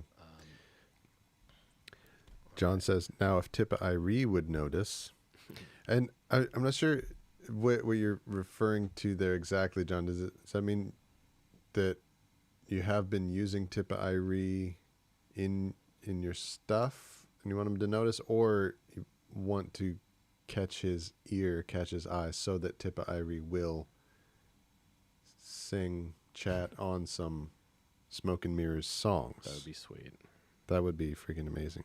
If so, let's just go ahead and use our platform right now. Yeah. Hello, Tippa Irie. I know you're listening. Smoke and Mirrors Sound System would like to feature you on some tracks. Let's make that happen. We're going to make that happen. Yep. So hit me up in the chat. Yep. And we'll get that going. Thank you. There we go. Job done. So we've done Come All You Faithful, White Christmas, Jingle Bell Rock, Santa Claus is Coming to Town, First Noel. We still got Here Comes Santa Claus, Oh Holy Night, and God Rest You Merry Gentlemen. Which one you want to hear? Let's listen to God Rest That Ass, Merry Gentlemen. Or those asses, okay, Merry Gentlemen, I guess it would be. Thank you. Oh, yeah. This is good because, okay, this was one I needed to time correct. So, okay. I think the time correcting sounds great, but one of the things that happened was the location of your tubular bells shifted around a little bit. And those are pretty important. So so important. Listening through, because you place them in really cool strategic little spots. So okay, and yeah, I find think it again. I think I mostly got it, but you will know better than I do.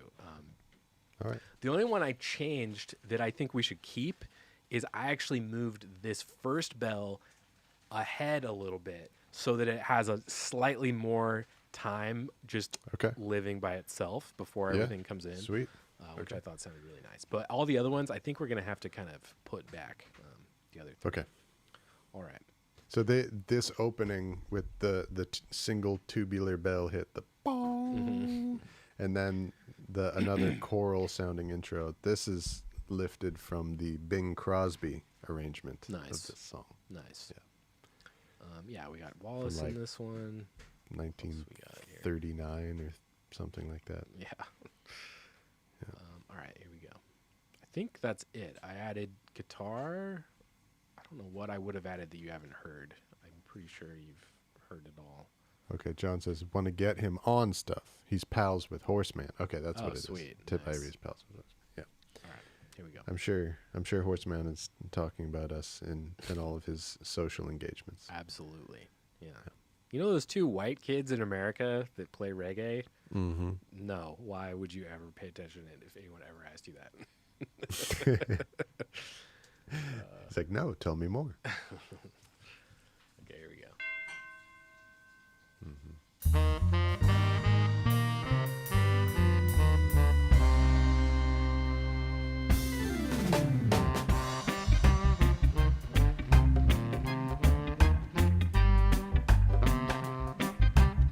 I think you could split the difference a little bit in terms of how far ahead the bell is. You think it should be closer? It just play it one more time, and maybe with the bell a little bit louder. Yeah, it was kind of quiet. Just hear where it is one more time, please. Yeah.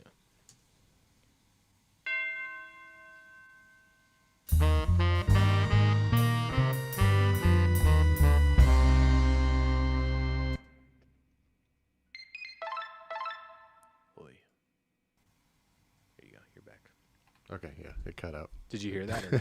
No, I couldn't hear it. Okay, I was like, hello, Nate. Okay, here we go.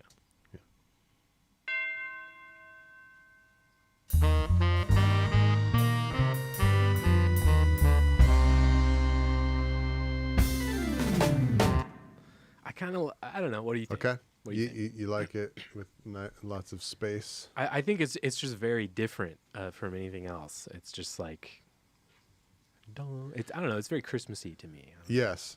So I think if it lives that much as its own moment, it needs to be like as loud as the track. Yeah. Okay. You know, it can't be like a background texture. Totally. It has to be like the song is going bong. Yeah. Totally. You know? All right. I cranked it up a little bit more. Let's hear it again. Okay. Yeah. And then that way you can hear the textures of the bell, Totally. its resonance and everything. You can hear it. Plus, it only happens resonating. It only happens 4 times in the song, and every time it happens, it's so dope. Like it's like one of my it's like my favorite moments in the song is every time the bell hits. All right, I cranked it up even a little bit more. Let's try and get through this. Let's see how far we get listening to this. Okay. Yeah, it sounds right now. Yeah, now totally. That it's like it's a moment.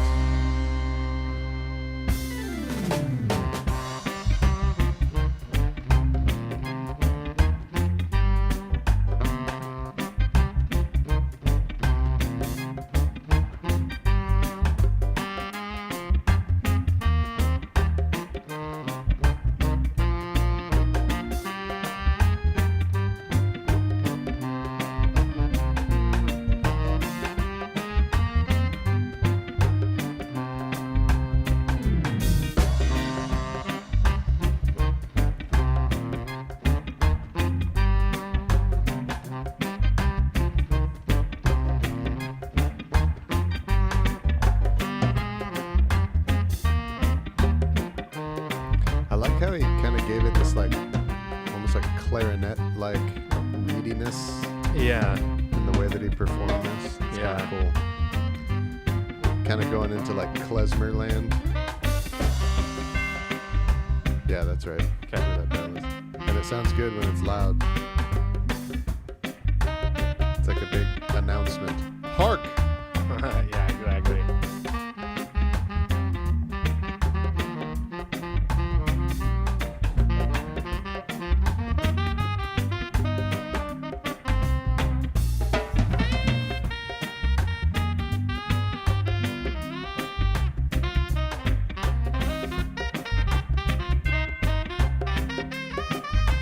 What about that one? That one I'm not positive on. Yeah, I think it's supposed to come later. I think so too. All right, let's listen for where we think it might be.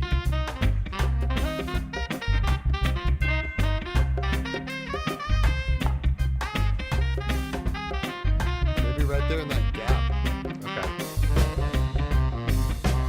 Right in the sax gap. Because I think that is where I put it originally. When this was just I believe like right there. When it was only a backing track. Yeah. Because this portion, it just holds on the C minor for a while right there. Yeah. Let's see. That's on like a strong rhythmic beat right there. So let's see if that's the spot.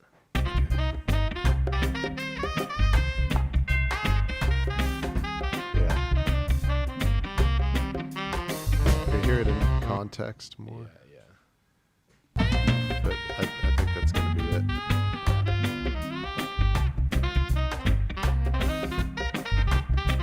Yeah, just chills on C minor. Yeah, that's so good.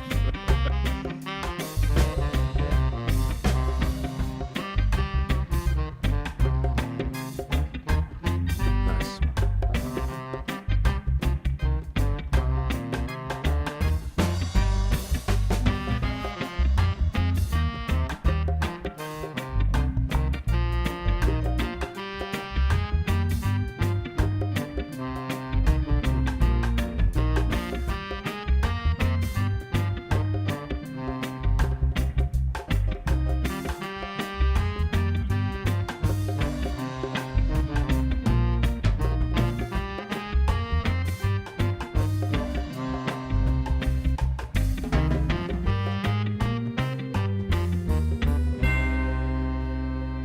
Then that one, I wasn't sure if that's exactly where you put it either.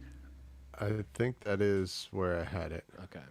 Do you think it should happen after the band hits the final chord? Oh, like na na na na na na na na na. Dong. Bang. Let's try it. That Let's I listen to it. think so. Yeah, where you have it is where I put it, but I think this might be better. Yeah, let's listen to this.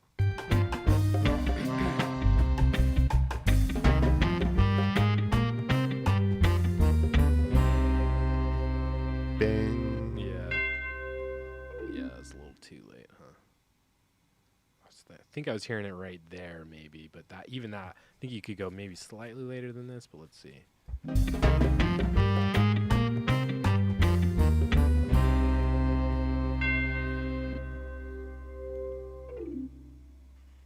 What do you think? Wait, play it one more time. One more time. I think that's where it is.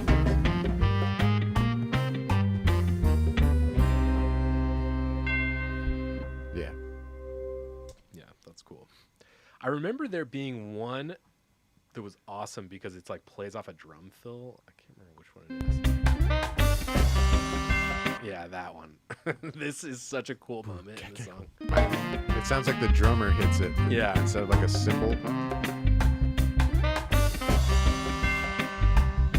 Yeah. So sick. Yeah. Awesome. All right. Yeah, it's like a beat that Horseman emphasizes by Hitting a bell. by opposite, you know? Like he emphasizes a beat by setting up things around it and then leaving that one empty. Yeah, totally. And then right in that pocket, Yeah. the bell hits. One of the few times we can actually do something to make Horseman sound stronger. Right. Yes. Yeah. He's usually the other way around. I want to just check the level of this these little Vox chords, and then I think we're good on this one.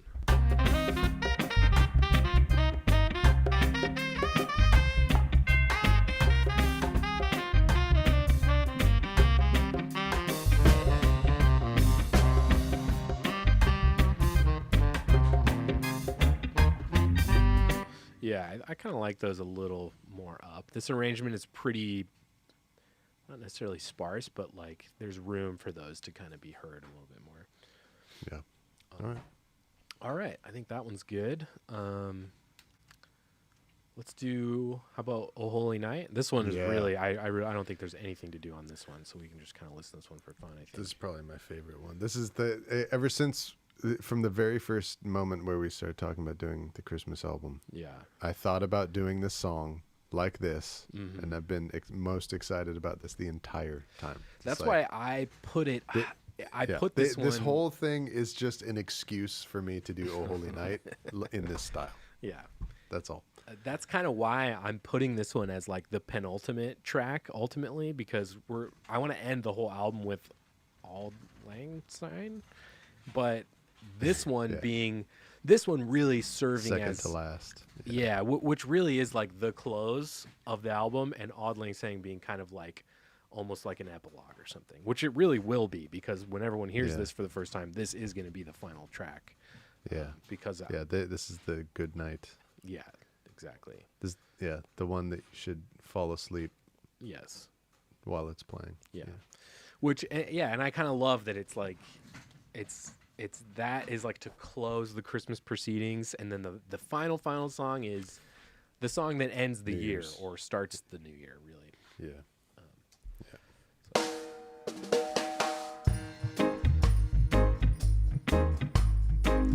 This one also has solo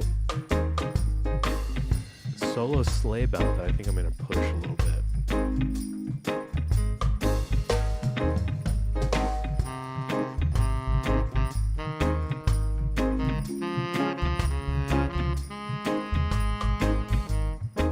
I had your room verb muted. Oh, nice.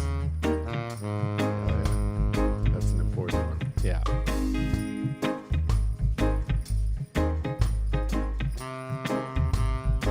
But you may have to remake I will. reverb for dub.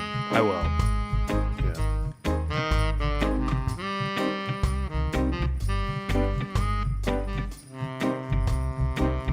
This one, it's just all about the music of this. You know, just like the material is so strong.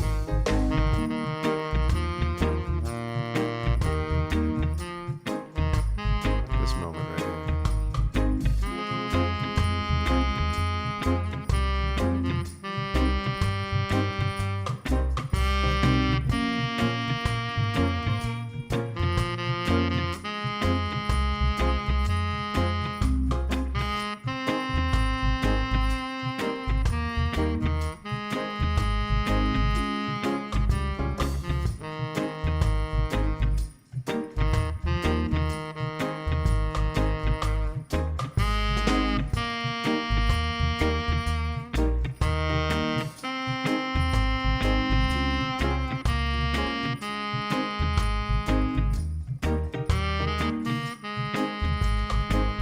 it's really gonna find its place when the saxophone has like all the effects on it, you know. Yeah, I do too. Where every note that he plays has like a tail, and it's all I'm just making very kind of spacey.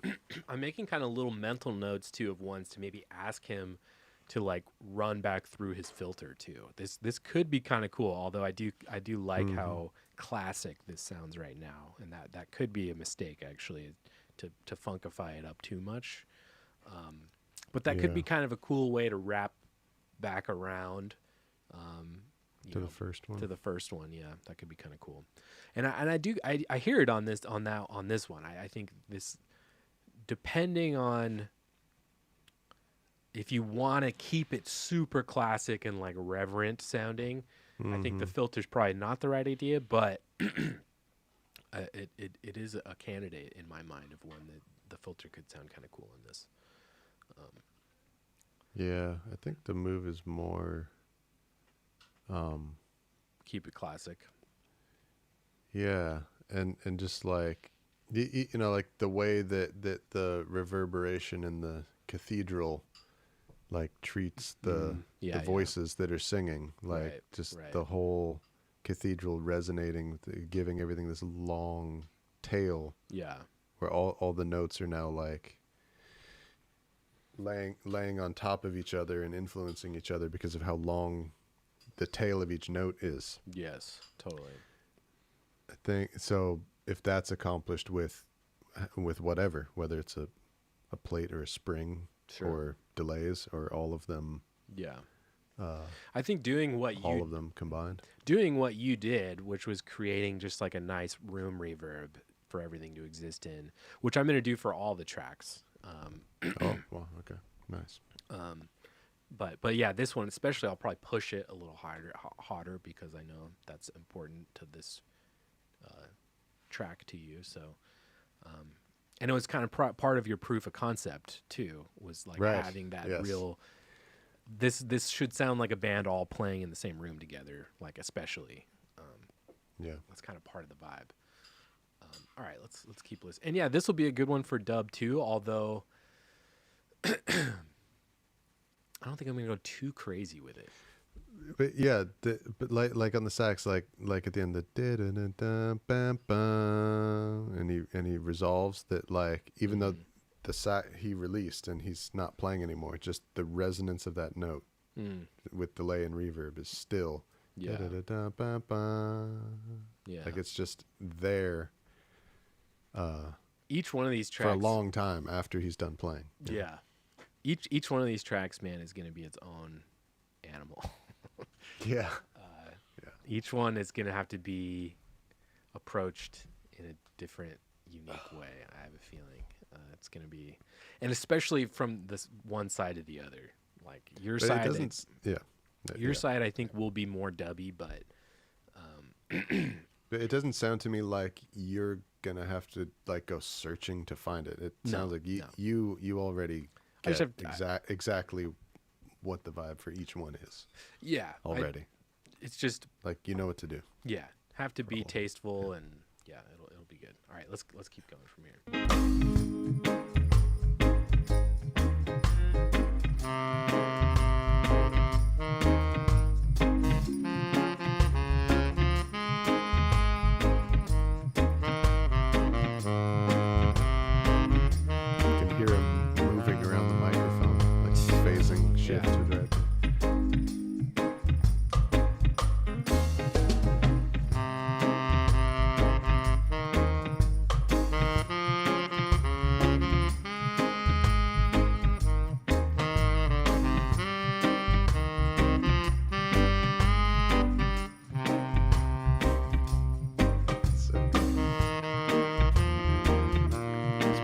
Dynamics we were talking about earlier, kids. Yep.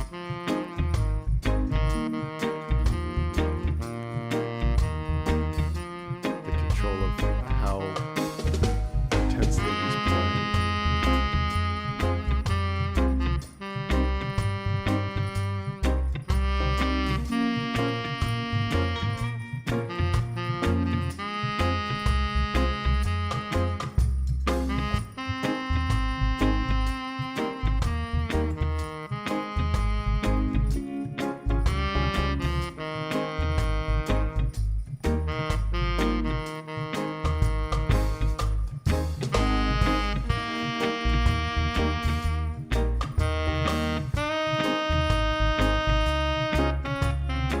picks a different note right there. So good.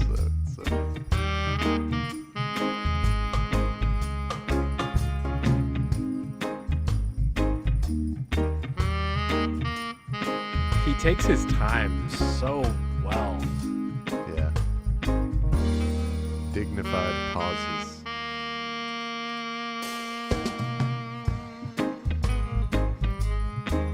He lets the band resolve before he does. Yeah.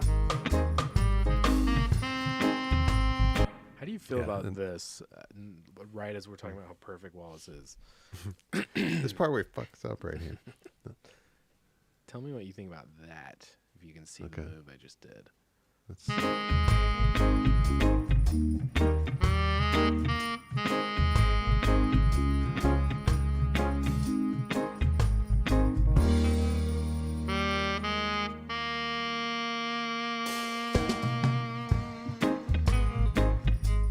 wasn't even the right cut. So I'm thinking like, just let that note tail off. Mm-hmm. Then there's a teeny little guitar lick, because this is the only thing he kind of, I don't know if he quite sticks the landing with what he was trying to do there. Mm-hmm. So I'm thinking just literally let his note tail as much as possible. Okay. Let's hear it now the correct way, how I'm trying to do it.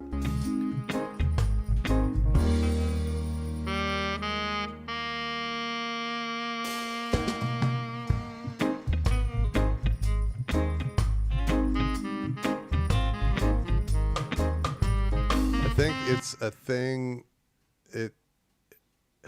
Well, now let's hear how it was, just for comparison. I think that idea is going to make way more sense when it's drenched in effects. Okay. You know what I mean? Because that gap is now filled with that note holding through, rather than just it's a pause. Right. You know, like the gaps sound different. Yeah. So what are you saying? Do you like that little change, or do you think we should leave it alone? Oh, I'm not sure. Let's listen to it with it back in. Okay.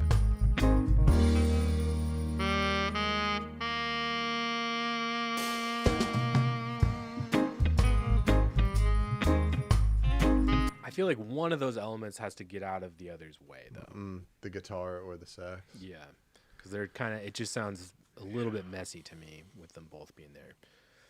Can you solo what the guitar is playing? Yeah. Let's see. That's so good. Yeah, that's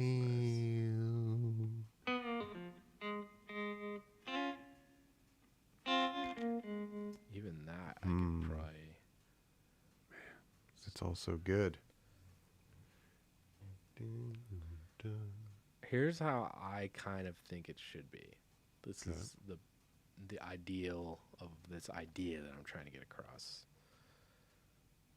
Shit, even you could even do this. Just get rid of anything happening.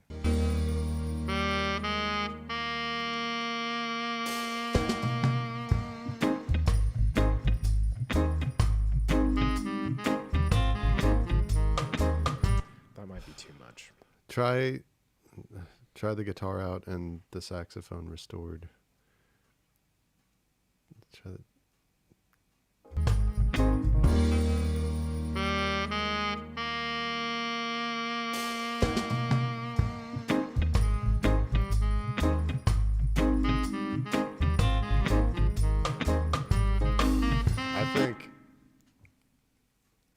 I think the part of the saxophone that should go away is the stuff that's after the cut that you made. Okay. I think he should just resolve So and this then stuff? let it breathe. Yes, This exactly. stuff. Okay. Let's see where I'm cool with that. Let's see where it would make sense to do that. And then maybe your guitar lick, the one that was removed, should go in that gap. You know? Do you think I should shift it over? Yeah. Okay. All right. So that saxophone lick goes away. We'll see if that makes sense. Well, there is a lick there. It's not the same lick. Yeah, because this whole thing is just vibing on one chord, as you know. So let's hear with I take that stuff away from the sax, and we leave in whatever this. I don't even know what this is, but this may or may not stay. But let's listen to what this guitar does. That's already there without shifting anything. Okay.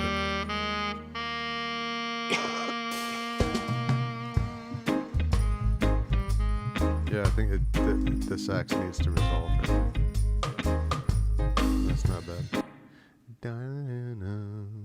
It's pretty good. So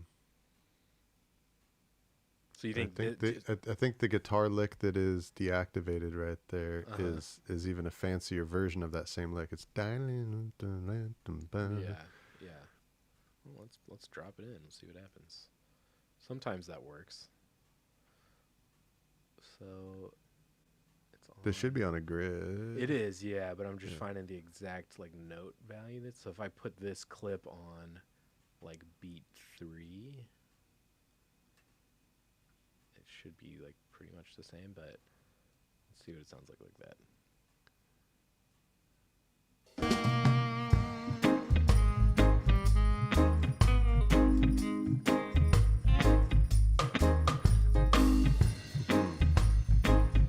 That's kind of cool. It is. I think, you could put both of the guitar licks together into one combined move. Okay, so this one is... If it's... Yeah, exactly. Just append it on the end of this move. What if we make that last note... On the very next downbeat after that last transient. Yeah. Beat, bang,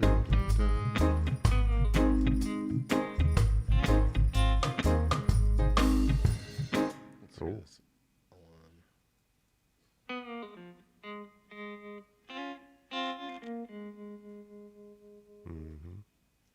That? You like that?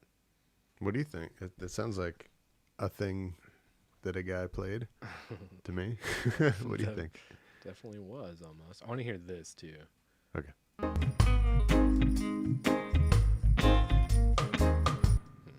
like the other one better. The one on the right, I think, needs to start on a downbeat.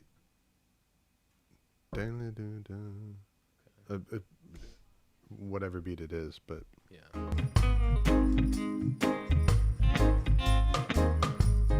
I see what you're saying. So like have it go like right there. Maybe. Let's see what it sounds like.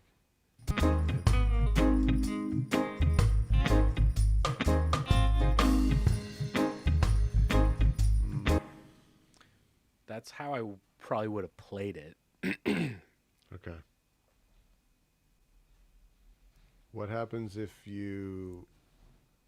there's not an edit between the two and you just take the right handle and drag it of out. the one on the left and just take it out? Yeah, just whatever time it was naturally played in, which might be exactly what it was. That's what it was.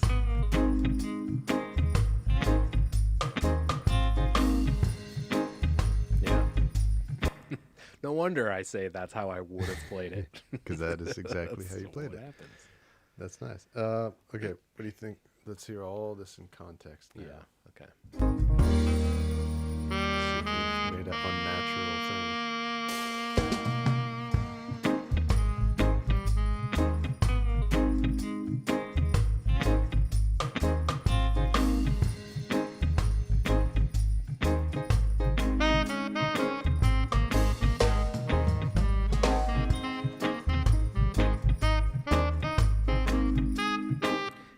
This is all slowly fading out now. Yeah, totally. Go ahead. What? So does this now... first of all, I'm cool with that. This whole Franken section that we just created I like. Yeah. Does it sound now like he's coming in a measure too soon for a solo? Yeah, maybe. Yes. Because those drums do a fill and he's already soloing.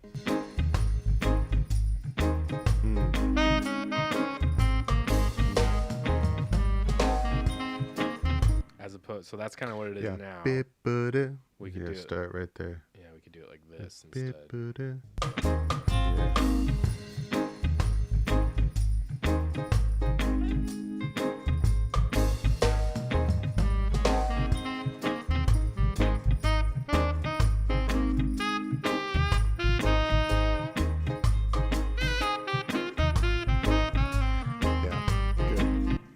think that's good. But the left handle, I think, should come to the right a little bit. The left handle. What are you talking about? Yeah, make it start later than that. Make it start with the notes where it goes. Da, da, da, da, da. Oh, I see what you're saying. So it should be a little bit later.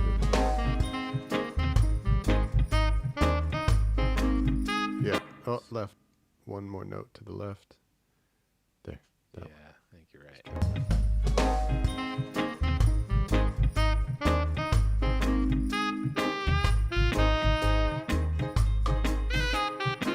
That's a thought right there. Yeah. But okay, let's play the whole thing. Yeah. And make sure it sounds like this is the way that people would actually have played it. I think it sounds a lot cleaner now, to be honest. I think it sounds way better. Did he have this guitar in there when he was tracking? Honestly, I'm not sure. He might not have.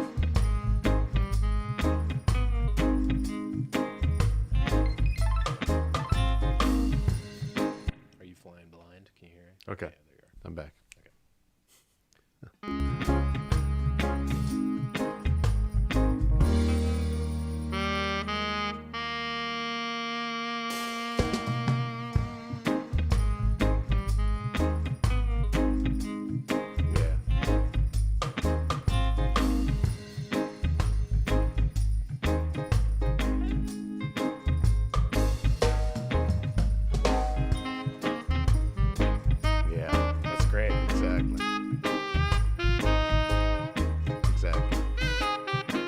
Excellent. Nice and dreamy. Yeah. Nobody ups the... That's the wrong moment to, like, up the energy. Totally.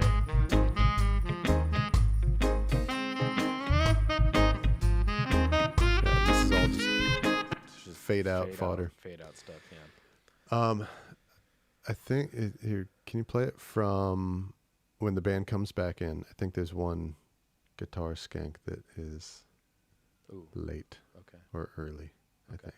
Let's check that. Or piano. The third one. Okay. Either the piano or the guitar is off. Okay, let's see. Looks like it's probably the guitar. Yeah. Early. Good catch. Tanks. Just by literally, I think, what is that? A 64th note? 1/64 off. There you go. Yeah. Or maybe developed an ear for it over all the years of fixing my own guitar and piano skanking. For every song I do, I have to do that for like probably 10, 15 different skanks. All have that same problem. Totally. All right. Full thing now. Should be totally correct.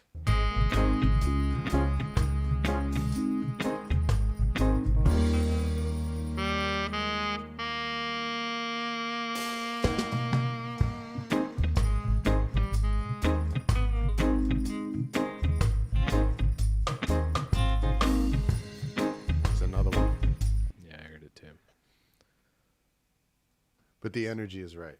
Yeah. This one here. It looks like only the first strike. Yeah, you're right.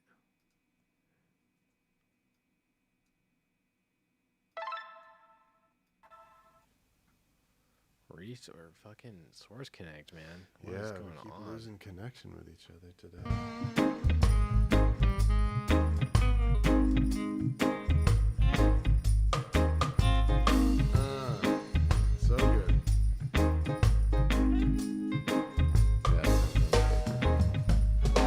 Also, I'm calling this my second guitar solo. No, that's what this is. Okay. There it is. That's the other guitar solo. The other guitar solo. While the song is fading out. All right. I think that's good. Those are great little changes for a really important moment in this song. So That's right. Yes. Yeah. I did not even have that on my mind or on the docket as a thing to address, but No, yeah, it's good. It's way better now. This is why really, before we do finish any EP or album or whatever, we should do this exact thing. We've never really done this where we just are like, yeah, all right, full assessment of everything, last minute tweaks. Let's go ahead and move shit around and do little tiny little things like this.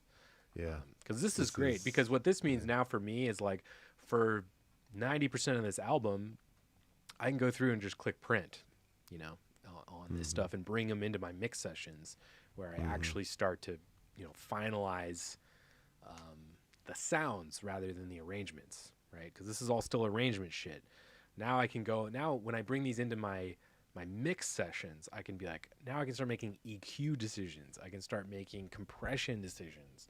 I can start making, you know, level choices and stuff like that. Like, I don't have to sit there and do arrangement shit anymore. That's going to be done after this. Okay. Last one we have to listen to. Here Comes Santa Claus. Okay. I don't even remember. I know how that song goes. Oh, yeah. This one has melodica. I play melodica on it. That's fun.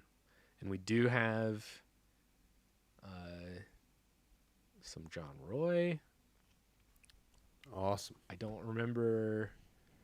My brain is mush right now from doing so much listening today and last night. Yeah, me too. I was just thinking about that too. I was like, oh my God, how many more do we have? Yeah, this is the last one. All right. Let's check this one out.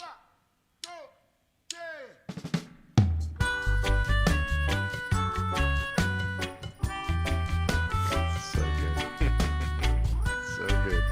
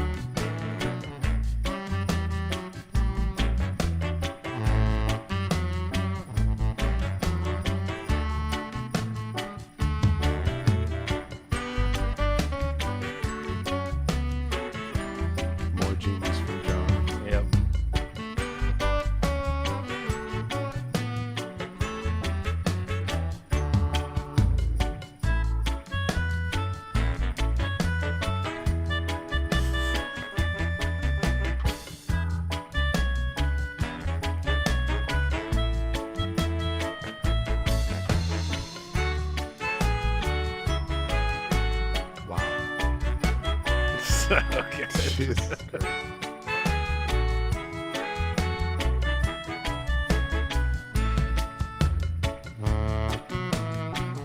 Get out of town. Yep.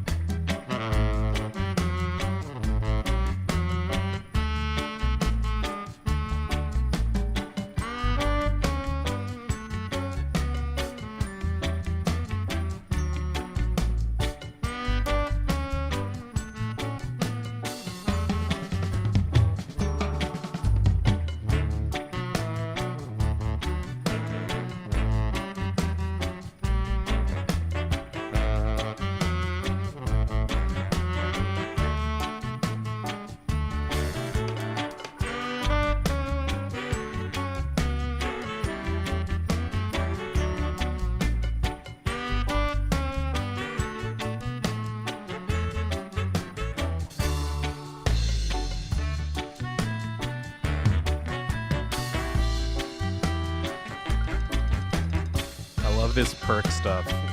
Little stick inside the cowbell there.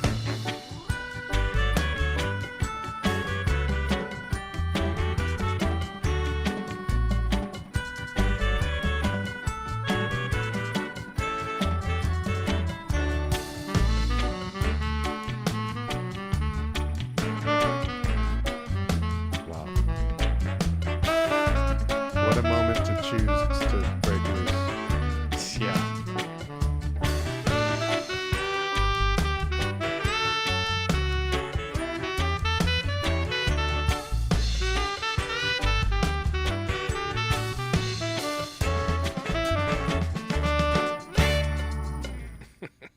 Amazing.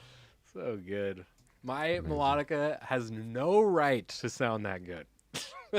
It's like with those horns, there's now a horn section harmonizing with my melodica. Yeah, supporting the melodic, right.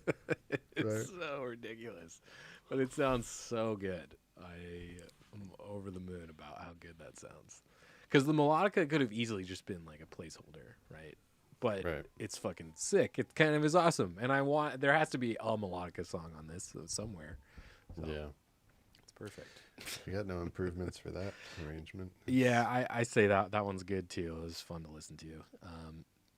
Well, I know you've got to make it kind of an early day, and we were going to try and work on Big Audio Dynamite today, but I think what I'm going to do, I'm going to stay here today and work on it myself after the show. And I know your mom's in town or something, right? Yes. Awesome. Yeah, exactly. Well, as a family. pro mom podcast, we're going to release Brandon early so that he can go see and hang out with his mother. Yes, yeah, she's here recovering from a successful knee replacement surgery. Oh my God! Wow, good. Yeah, she's got a new knee. So yeah, she's here at my house just guys recuperating and recovering. So can you go test it out? Kick the soccer ball around or what? not quite to that stage, but it's coming. It is coming. That is the end goal. Yes. Nice. Yeah, not quite there yet. She's still at the stage where I'm, bringing soup and tea and stuff like that. So nice. Yeah, I'm gonna resume my care duties, and yeah, I think if both of us kind of get our minds around this next Big Audio Dynamite song, which we are working on with Smoke and Mirrors sound system. Yeah, project that's going to be called, I believe, Number 10 Dubbing Street. Yes. Right? It's a new version of Number 10 Upping Street, which itself is a play on words. Number 10 Downing Street, Number 10 Upping Street. Now we're making it Number 10 Dubbing Street. Yes. So, yes, carrying on in a fine tradition. Yeah. Yeah. The great Big Audio Dynamite record. So we're going to work on the first song on the record, which I think is like the most famous one. It was the only one that I had heard before, I think. Yeah. The Big Audio Dynamite is a little bit before our time, you and me. Yeah, a little bit. So it's an education for us as well. Yeah, it's fun. But yeah, I think we need to get our minds around the song a little bit more before recording on it. Yeah, and we're just kind of out of time if you've got stuff to do. So that too. It's all good. We'll yes. And you know what, I think honestly, I was telling John about this last night. I was talking to him a little bit, and it's like you and me need some kind of a break, and I think that will come in the form of January will be like Big Audio Dynamite month. And in the background, I'm going to work on our special secret High Noon album that we did together that is basically halfway finished already, and I don't need anything else from Brandon to finish that project. So super secret. So yes. We will actively be working on Big Audio Dynamite on the show and, together. And in the background for, to keep the black market release train alive, I'm going to finish up this other thing, which only needs dubbing from me. That's all I have to do. I just have to dub some songs. Yeah. Yeah. So everybody on the show, the regulars, let's see, what was the name? I can't remember the name. We came up with a name.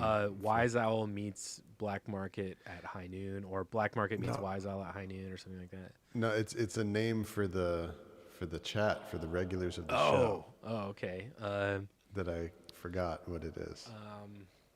Somebody help me. Tell me. How about the market makers? No, that sounds too... Marketeers and marketettes. That sounds too financial. Black marketeers and black marketettes. No.